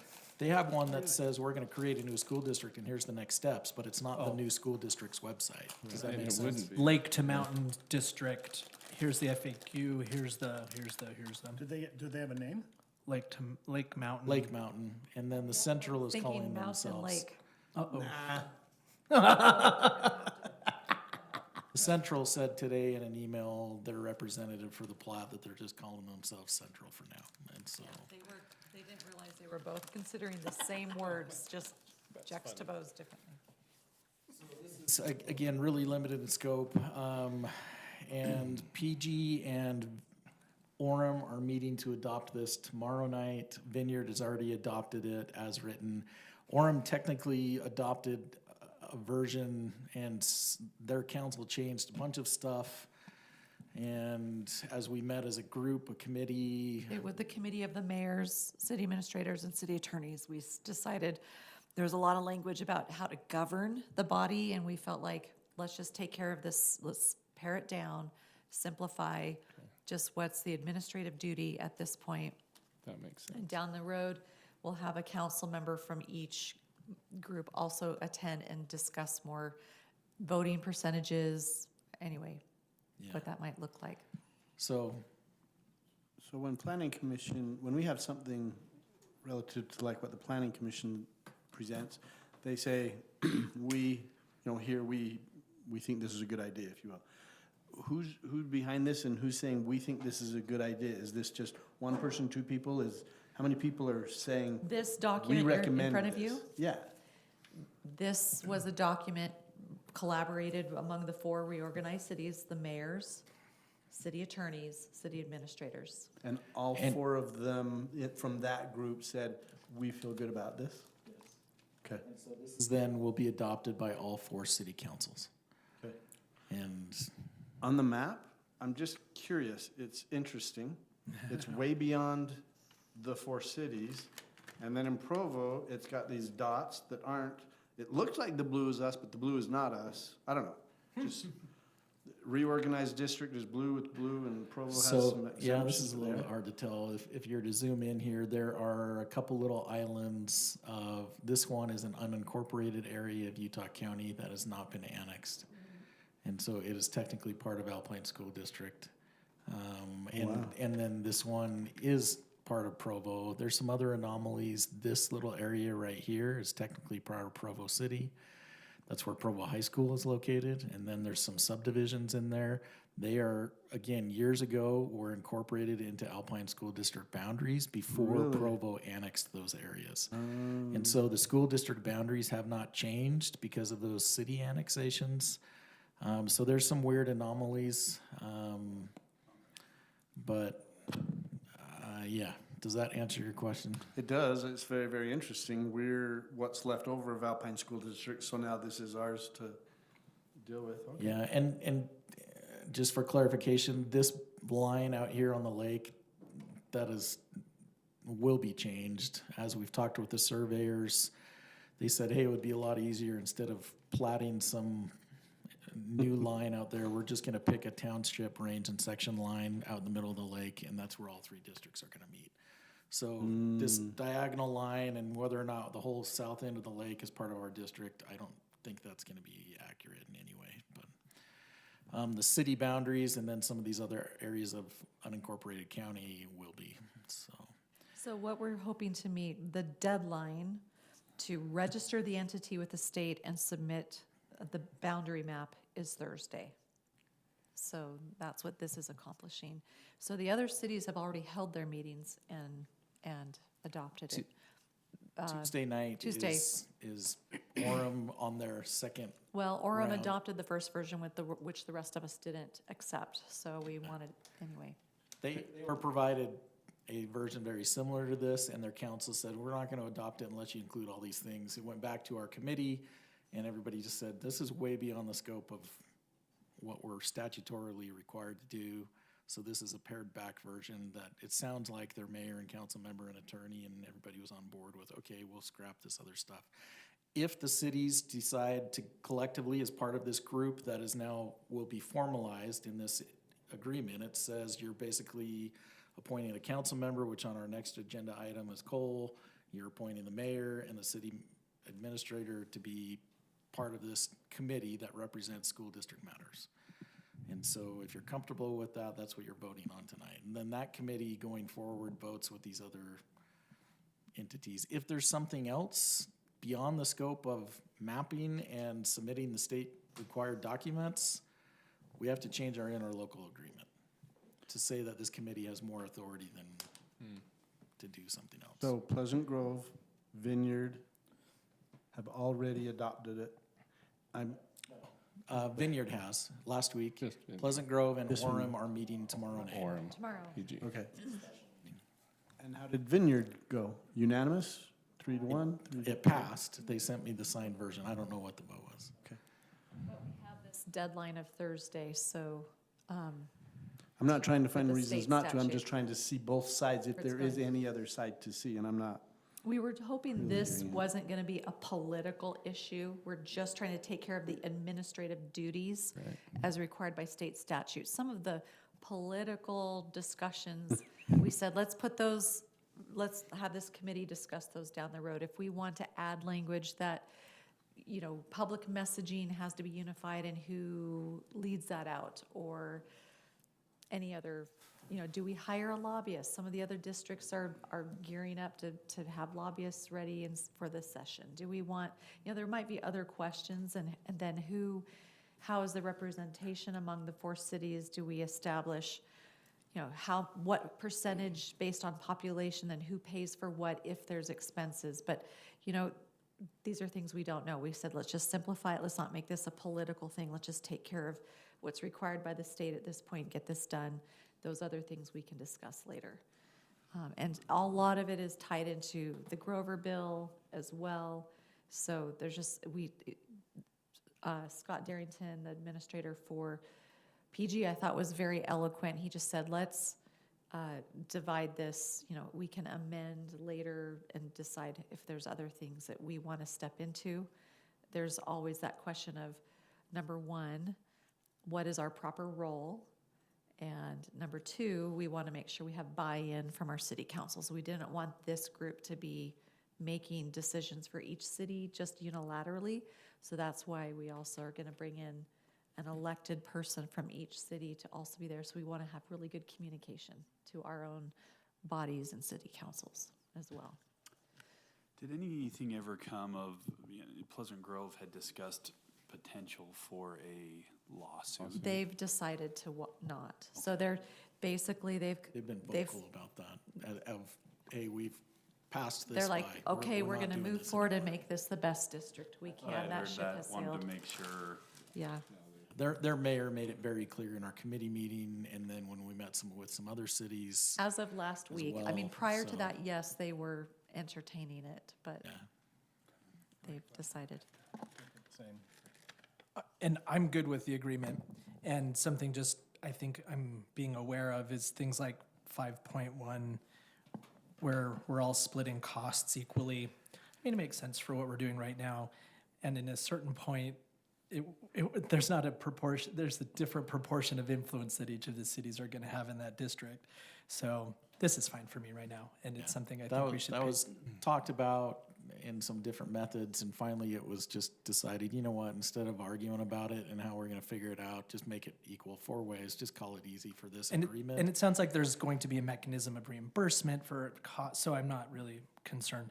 Just drawing the line forward, if we have to do other things, I think we should start thinking about proportion of influence and proportion of input, like cost. Discussed. That was one of the things that was proposed, and we decided it was a little too complex and needed a lot of discussion to come to a unanimous agreement on. Makes sense. As of yet. All right, council, well, we do have, this is an action item, as mentioned. To make a motion, I move to approve the interlocal agreement for school district formation as presented. All right, we have a motion by Councilmember Stewart, seconded by Councilmember Hoyt. All in favor? Aye. Any opposed? All right, the motion carries. Thank you. All right, on to item number 12. This is also review and action in regards to the annual pro tem assignments. I just want to preface this by saying how much I sincerely appreciate all of you. As I talk with other people in other communities and other elected officials, it is just so incredible. I feel we are so blessed that we all consider each other, we respect each other's colleagues, we're friends, we get along, we collaborate, we can come with different perspectives and nobody takes it personally, and you all work so hard. And as I touched base with each of you, I just thank you so much that no job, you truly maximize every area that you touch and have the opportunity to do, and don't look at anything as not important. And so I really appreciate that, and hopefully we all feel good about where we're at. I tried to chat with each of you and appreciate your thoughts and your passion and what you're bringing to the table. And so for those that are new council members, if during your tenure we want to shuffle the deck, you want to have different experiences, I'm always open to that. So anyway, the main changes were just a deletion. One of the boards that I was sitting on now I've rotated off. And as mentioned earlier, we needed to have one council member. We were limited to one council member to work just this next year until the new board is elected. And we plan to be very communicative and transparent with you.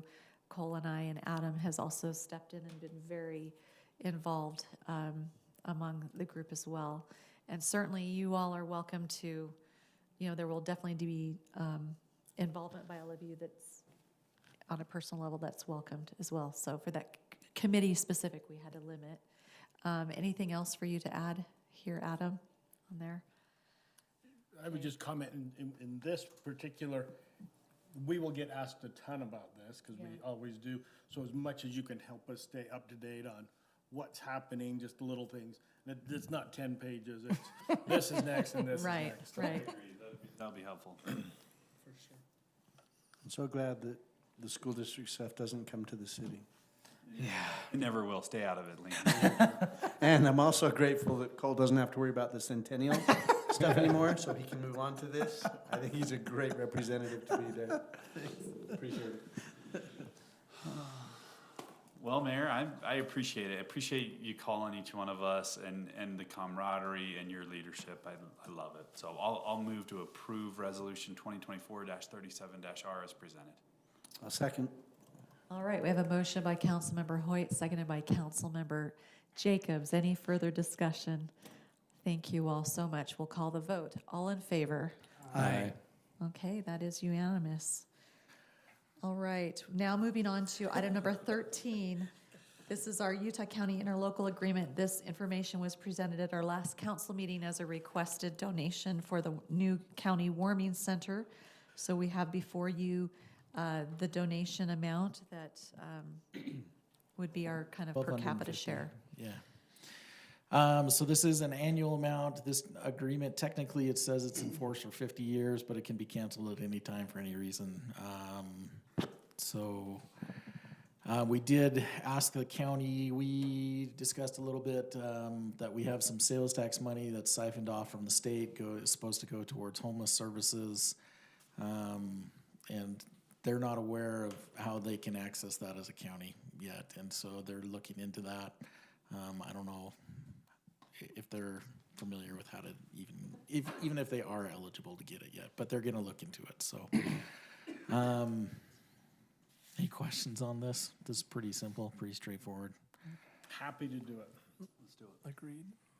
We've had a tremendous response from our community with the warming center, with donations, with people signing up to do volunteer shifts. So it's been really great.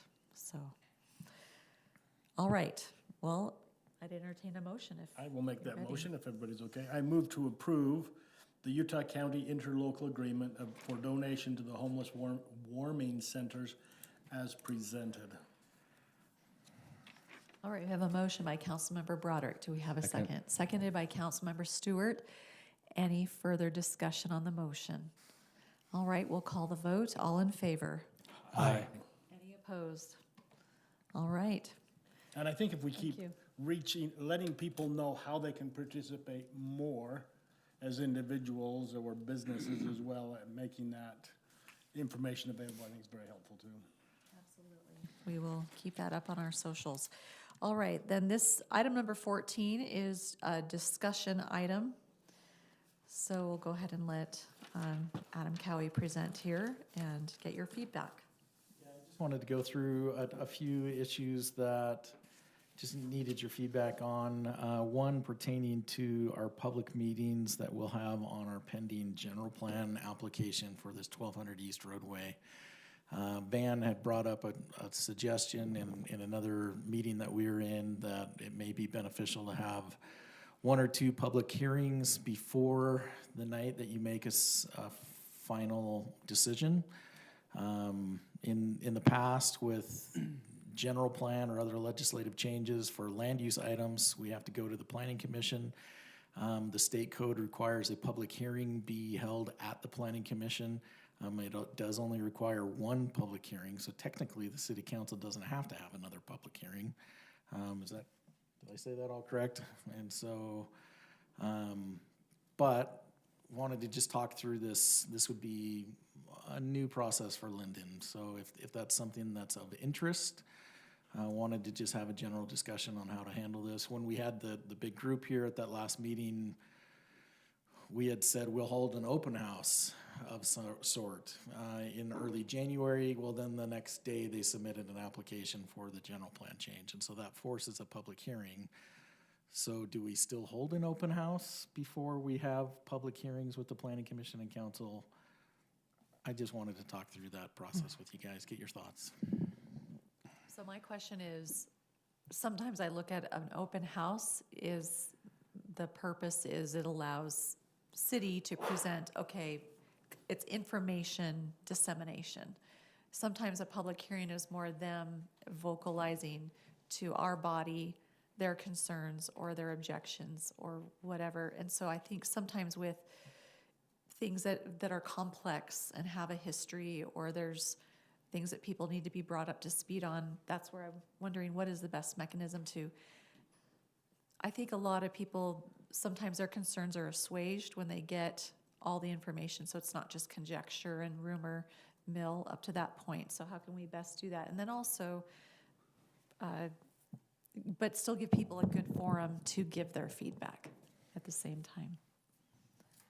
Yes, for me, kind of in this thought process, as we've discussed, when they get that information, that's very helpful. But during this process, I want to gain as much information as possible. I want to see how it impacts different neighborhoods, different residents individually. And so for me, the process is I'm going to be gaining information, gaining input. And I wanted a night where people could come and not like, well, they probably already made up the mind. How many times do you hear that in public forums? I can go, but the decision's already been made, and what's the point? I want to make sure that it's open, that people's voices are heard. We have time to look at that, to consider it carefully, and then be coming back at another time where there's still some public comment if we decided, or input, and so that people's voices are heard was my thought. That makes a lot of sense to me. And because if not, it kind of becomes that anyway. In like that meeting, it's just people have an appetite to really share. So if that isn't offered to them, and it's going to become that. And so if there is a venue, so the question if it should be an open house or if it's a public hearing. Or separate the vote from the public comment night. Yes, I think it would, for me, I'd love a non-voting night. Just, I mean, even at the outset, to be able to tell them we're not voting on this tonight, and we're here just to hear what you think, so we can vote. I think that might change the tenor of that meeting. What is the difference between the two as far as structure? I mean, you're talking about open house, and I remember when we were doing the Center Street, we had an open house. People came, they looked at maps, they got to, put their thoughts on something. That's more what I feel right now we need. Yes. Versus somebody sits at the table, which we just went through, but I know there were others who didn't share their feelings because they felt it was confrontational and they didn't feel safe, however, but you want to say that. Contrary points of view where the meeting's kind of been taken over a little bit. Where people can share a thought without it being necessarily out there for judgment or public record. I think there's some value in that. I found great value in that open house we held. And I agree that we should not be voting that night, just to gather the information, try to, get it out there so anybody who has a thought or an opinion can share it without concern. So you sort of did this with 800 North. You just had to navigate it by only having like one council member there, and so we didn't have a quorum. But they came in, that neighborhood that was impacted by this decision, I know that was a similar effort. I guess the difference would be we would notice it because we would be here as a body. But I liked how you all handled that. You gave a presentation and. So is this something that as, an open house is maybe the wrong word, an informational meeting is the way this goes? Discussion. The planning commission said they are very interested in meeting at that same time too. They want to be at that meeting, so they're getting the same information you're getting. Do it once instead of. I think that's. I think I'd like to have an opportunity for good information to be given out, and then some question and answer opportunity, and then maybe public. What I'm hearing is that would still be of value, and then maybe have a legislative public comment night and divide that from the final vote. My only concern is, would this impact, sometimes our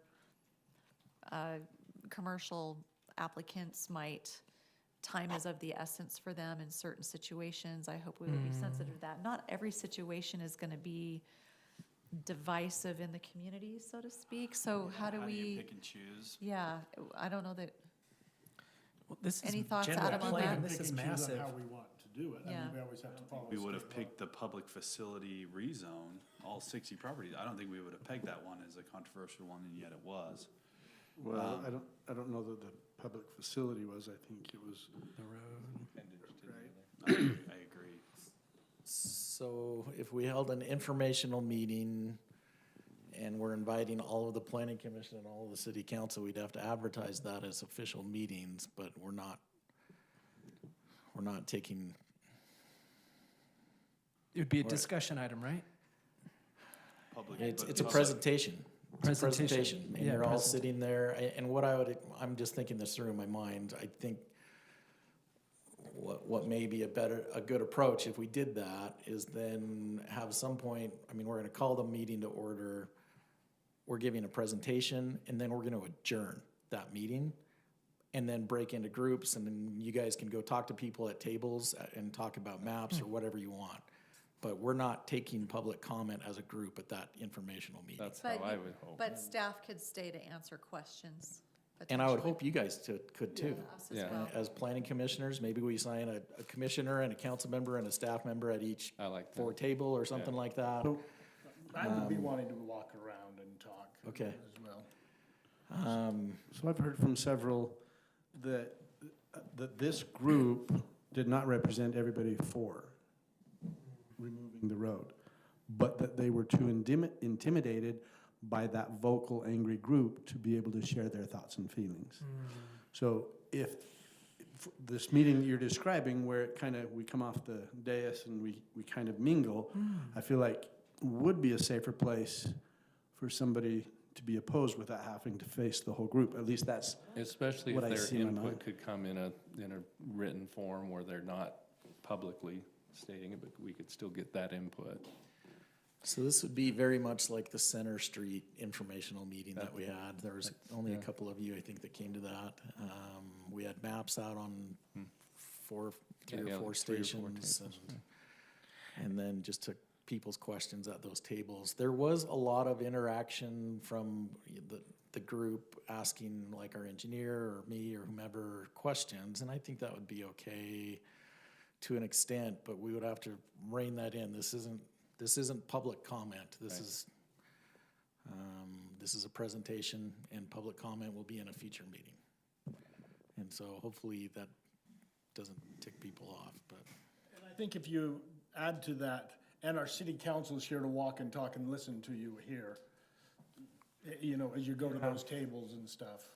So my question is that the tricky part is if we change procedure that every pending application project that requires funding assistance, sewer capacity, et cetera, now always is split across 2 meetings, which is a full month period of time or longer if we're not meeting. No, I'm just thinking just this topic. Just this topic, Just this. before it's not as a procedure going forward that we always, okay. I think it's So, a but good if, tool. but maybe what we could do is in the future, if we have a room full of people and we realize something is, has a lot of concerns, we could make a motion potentially to say, okay, we're going to, not table, but maybe You can always continue an item. continue And it We've and done then that in the hold the open house past. and do this process. Yeah, I mean, there's been public hearings where we've advertised it, and while there's a lot of new information that came forward, whatever the case may be. And so you can always, on any legislative item, even action items, you can say, I want a motion to continue this issue, and we need a couple weeks to gather more info or to think about Hear this. from people more. And that's okay. And so that's what I had envisioned when Van first mentioned it. I was just thinking, we'll just continue it until, but then I think we've set up people of, oh, they're gonna decide tonight, and then they have a letdown. And the one concern I do have is that, and maybe this isn't an issue, but I do think there might be a perception that this is a way to lose people in the process. I don't know how else to phrase that. Sure. To say, you know what, we're gonna have an open house, and then we're gonna take a public meeting and take your comment, and then we're gonna make a decision on the third time. So come to 3 different meetings, and that's my only concern. It could be perceived as you're just trying to The gardeners came to me in May. lose. They didn't- I can't. They didn't think of the right way to respond phrase it. to my immediate phone call and response to them. And then they came back to me in July, and we played a little bit of phone tag, and we finally had our conversation. And I set them up, I expected. I contacted Mayor, I I walked contacted their property, Adam. visited, and- yeah, and staff met. I thought we had an understanding with the gardeners that they were gonna come to the council meeting on August 19th. The 3 of us were all ready to address it, so that then it could become an agenda item. And they didn't come. The PF stuff, I think, triggered emotions to where they then, right, had that. So as far as we're stalling them, no. You know, that they weren't in an urgency when we gave them an invitation and opportunity to come. Now, that doesn't mean they won't say that, or someone might not feel that, but I'm not seeing us installing. Well, I think they were, you know, we met with PG City, we were gathering information, we were looking at other options, and so they were waiting for more information too, I think, to be fair, from there. And then that overlay is what brought up, like, oh my goodness, is this, you know, a backdoor approach to something that we should be worried about? And hopefully they understood that it wasn't, but it did bring it to the fore, this one thing. I know that we were asked about an email list from them, and I wonder if just in our messaging to it, it's like, this is going to be a 3-step process. I mean, if it would assuage some of the concerns of maneuvering, if we're just trying to be thoughtful and thorough, and we're doing it in this way, this way, and this way, if that would minimize some concerns about our intent. Instead of just saying. Yeah, we just advertise it, this is the process, these will be the steps the city's taken. They just wanted to Come know to as much as you feel you want to. We have an application, right? There's a specific applicant that's asking to do something, so do we have to tell everybody, or are we communicating with that applicant? Granted, this is a large, you know, a lot of people have thoughts and feelings in this. Yeah, this is one, I think, given how far and wide it got spread, I'd probably put it on social media and just say this is going to be discussed at these meetings, and here's the process, so. And perhaps the information presentation could be recorded or put up. Yeah, the informational meeting, I had thought we'd put it on YouTube just like we did on this other segment, and then people can rewatch it. The temple site plan was one that we advertised a little bit, and we just said we think there's going to be a lot of public interest, and so we said here's the meeting agenda, when this is going to be reviewed, and so we thought that's one where it was unique, and we put it out there. Yeah. So let me ask availability. We said early January. We've got a meeting on the 6th and the 21st. Council meetings. How long of agendas do you have on those? Because I don't mind if we had it set up, we try to be done by 6 or something and do it on a Monday. Oh, I'm thinking, let's just start with the informational meeting. Yeah, I mean, that could be, I think, after a council if we were Oh, done. I see what you're saying. Yeah, January 6th. We Just could do throwing that. it out, I will make myself available to about whatever we need. That would be a great idea. I think the 6th will be very quick. Right now, it looks like we've just got some housekeeping items and a couple minor things. Open and public meetings training, we should be done in an hour. Okay. So, Oh, that training, I love that training. so should we do 7 on the 6th for an informational meeting? Trying to pull up my calendar. And I'm okay, like I said, I'd make myself available to about any other time as well. So we would advertise that technically as a council and planning commission meeting, joint meeting, and it's just a presentation, but it's, yeah, you're not sitting up here on the dais, you're just out here with everybody else. And does that sound okay? Start time again? 7? Okay, So we meet 5:15 or whatever it takes. and then just break. Okay, and then after that, we would have, required by statute, we have to have a public hearing with the planning commission, so they would have to have a public hearing. And then you would like to have another, and they would be making a decision. Recommendation. Yeah, I mean, a recommendation, yes, we're gonna keep it or take it off. And then you would like to have a public comment meeting only. As after that, is that? I don't know, I think we're getting that in that, however we're gonna define that meeting, that public information meeting. But it won't be everybody talking to you at the same time. So it might be you heard from 5 people and nobody else did. I think there should be a public comment for when we vote, because it will turn into that way with open comment anyway. And so, I don't know. My take is, might as well make it official and have a public comment, but that's just my. So we have an informational, let's just keep calling it an open house. We'll have the open house. Planning Commission then has a meeting, they advertise for a public hearing, they accept public comment, they make a recommendation. Do you then want just a public hearing with no decision? No, at that point, I don't feel No. compelled to wouldn't do it that just because we've had a follow- meeting for their voices to be Open heard. house You're does that. saying that the planning commission meets the next week, right? They'll meet on the 14th. 14th. So by the 21st, wouldn't we have that just like a regular city council agenda item, or not? Could, yeah.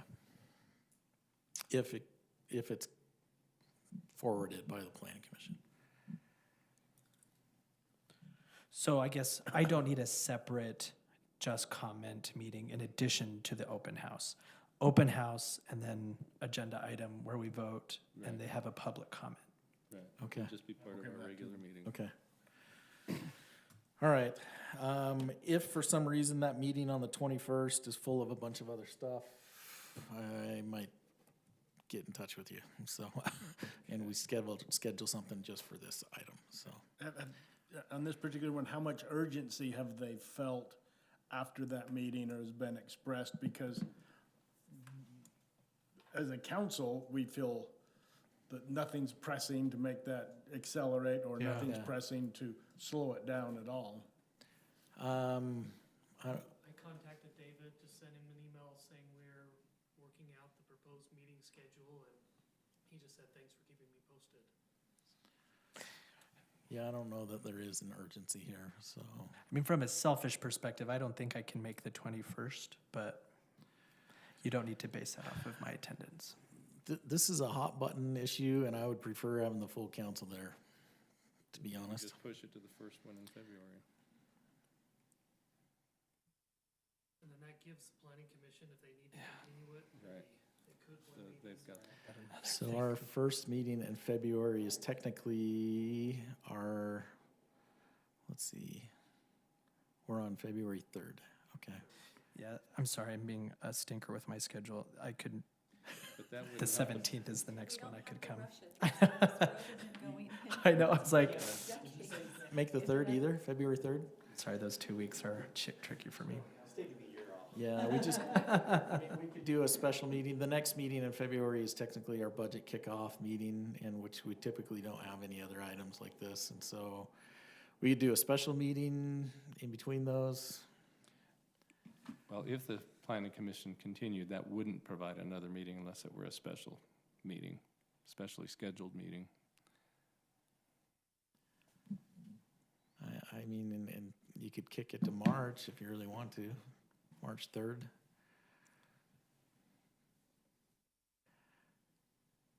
I mean, Frank, I'll be honest, if we had a general open house on the 6th, and then if we're trying to gather comments and put stuff together and have it ready by the 14th for the planning commission, that's tight for us. Yeah. Yeah. So I think having it on the second planning commission meeting, you have one on the 28th? That might be better. And then from there, we could go to March 3rd. Is that too long?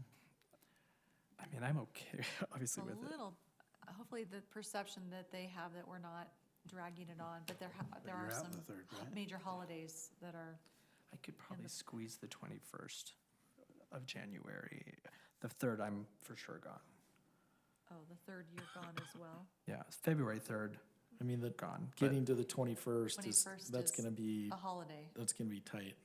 Well, the 20th is a holiday. holiday. And so Well, I don't think that's unreasonable if we went to March, though, the first meeing in March. Again, is there It's- spaced out showing the process? If Here's they the know ahead, plan. yeah. If they know, hey, that's my problem too. I don't know. I think it's, I mean, they've even done research on it. If you know the bus is coming in 20 minutes, you can tolerate it. But if you don't know the bus is coming in 20 minutes and you're waiting and waiting and waiting and waiting, even though it's the same amount of time, their frustration increases. So if we say open house, planning commission process, March's city council process, I think. And you guys Hopefully. You guys are really efficient. I mean, I know some cities, this would take a year for them to study and hold their hearings and, so. Okay, so tentatively, if we said January 6th at 7 PM is our open house, and then January 28th at the Planning Commission, and March 3rd at City Council. And Planning Commission and City Council are both public hearings with public comment. You okay with that? Thank you. Okay, thanks. So just an FYI, I just got 2 other items on the projects that may require funding assistance. This was my non-transparent way to say we're looking at hiring a lobbyist. And so with this Pleasant Grove interchange project, this thing that we looked at earlier tonight, Pleasant Grove and Lindon staff and mayors have met and talked about lobbyist help to try to get funding for that. We've met with UDOT Region 3, and there is not money available through their typical process to move this up in any way. We'll have to get it from the legislature. Yeah, And so- most cities keep a lobbyist on staff on a monthly retainer for just whatever issues may come up. So we've sent out an RFP, Pleasant Grove put that together, we've reviewed that. This is a request for proposals from specific lobbyists that we sent out messages from around the state, got some information back of what cities have seen success and which lobbyists, which firms have gotten traction. So we're direct inviting multiple firms to give us a proposal. Once we get some numbers on how much this may cost, we'll bring that back to you for a decision. But I wanted to give you that heads up because this is not something that Lindon has traditionally done. But it's, I'll be honest, you feel like you have to take a shower after hearing some of the things that happen. But it's literally, we've had individuals say, you pay me $100,000 and I'll guarantee you $1 million. That type of guarantee, and it happens. And they get it from the state through the legislature. And so what was mentioned here tonight, there is a funding shortfall. It sounds like it's tighter than other years have been with budgetary matters. It's been in the newspaper that way. What UDOT Region 3 staffs mentioned to us last week, they said usually there's around $400,000. Sorry, I said that wrong. I think it's $4 million that might be available.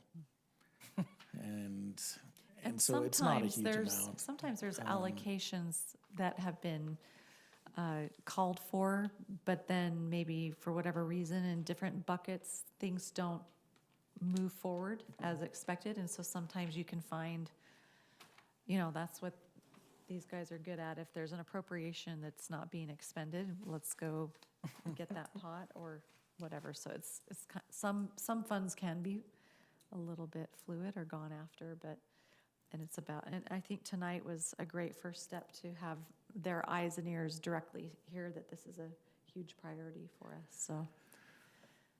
Anyway, we'll talk more about that if And we Val get some is head proposals.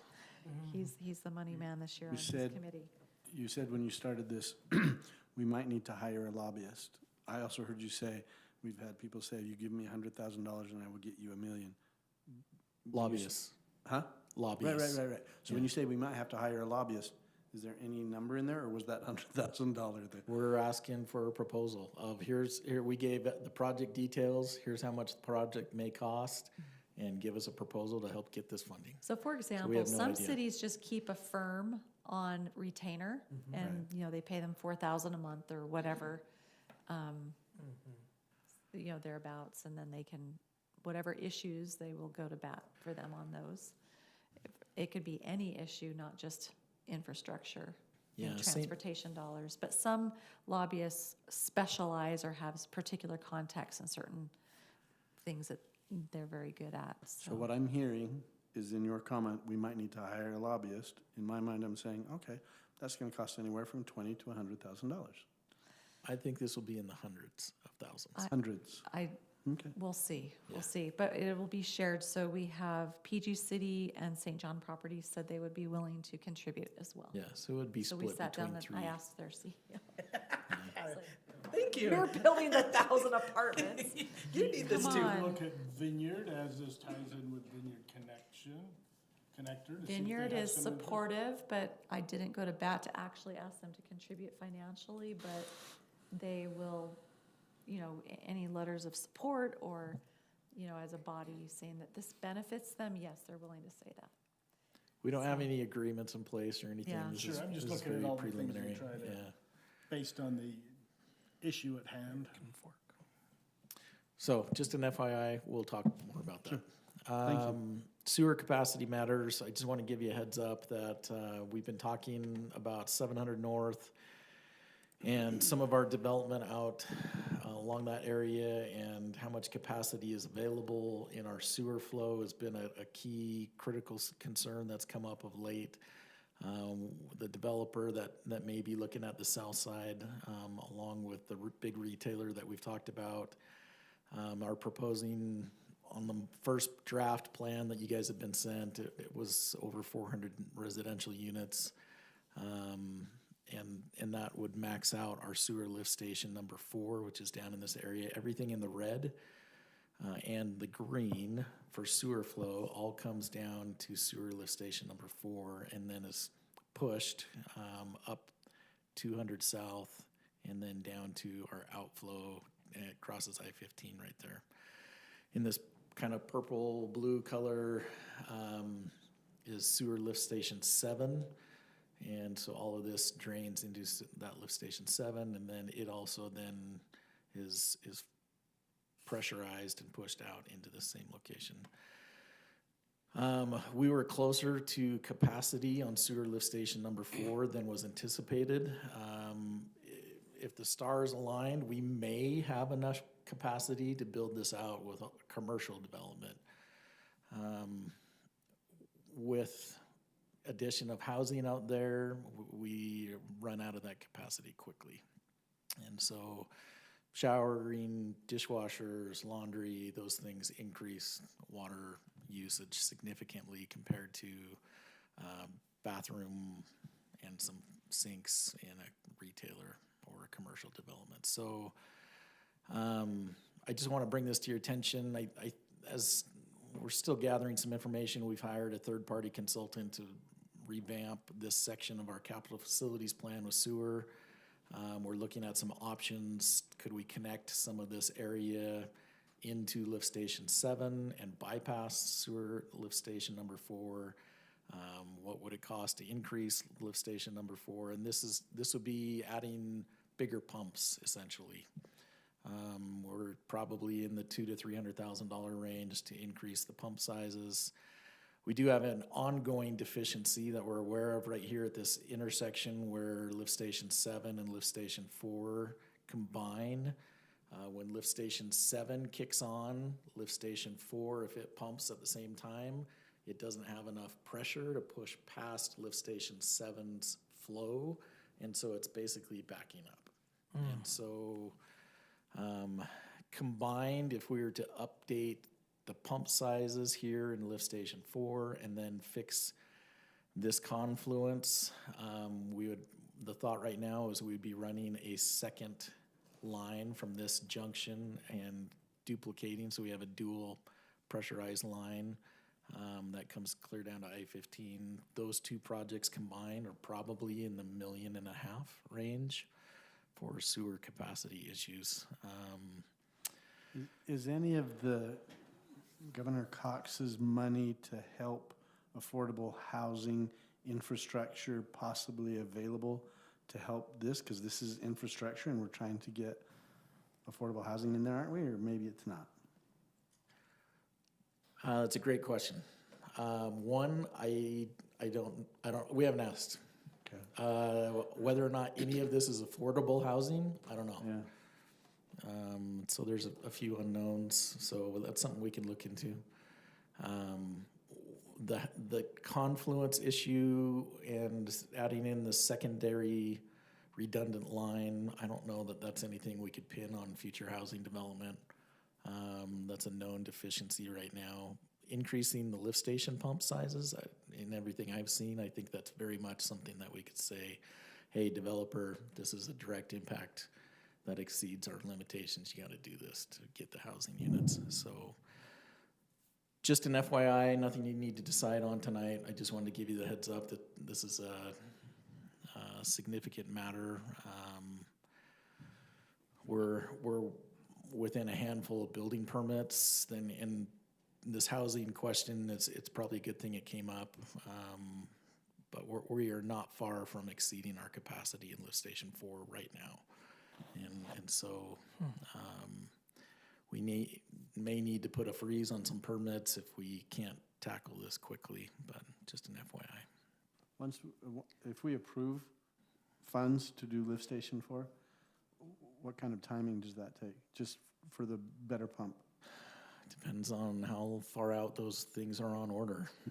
You don't have a direct answer to the minute for me? I mean, we haven't designed that yet, but in some other pumps that we've seen, it could be a year.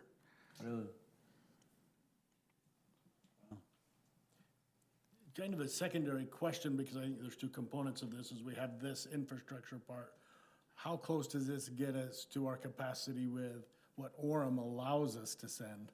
That's being evaluated. And so we have talked about that. So in our current contract with Orem, we are, and I'm not going to say the right gallons, it's whatever, 1.6 million per day is what we can send to Orem to their treatment plan. So we've negotiated and said, hey, based on our anticipated build out flows, this is how much we think. And I think it is 1.6 or 1.7 million a day.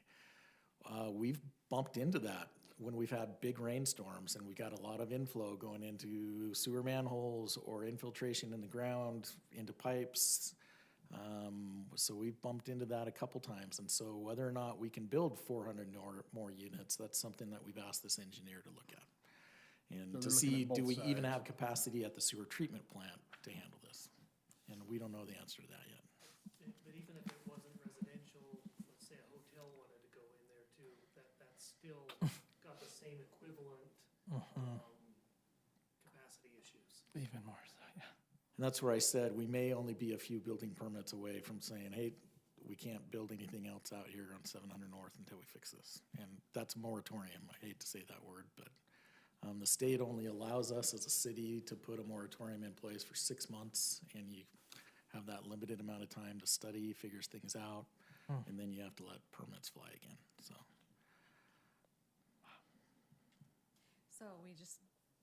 everyone's working hard to get an action plan together and make this an urgent. How do the Ivory condos play into this?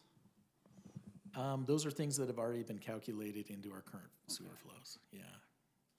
So as I said, if you had the right retail development that's like a big box where you've got a huge pad and a huge parking lot and you get 15 similar uses, you have very, very minimal water usage. And so a few bathrooms, a few sinks, maybe a few kitchen areas.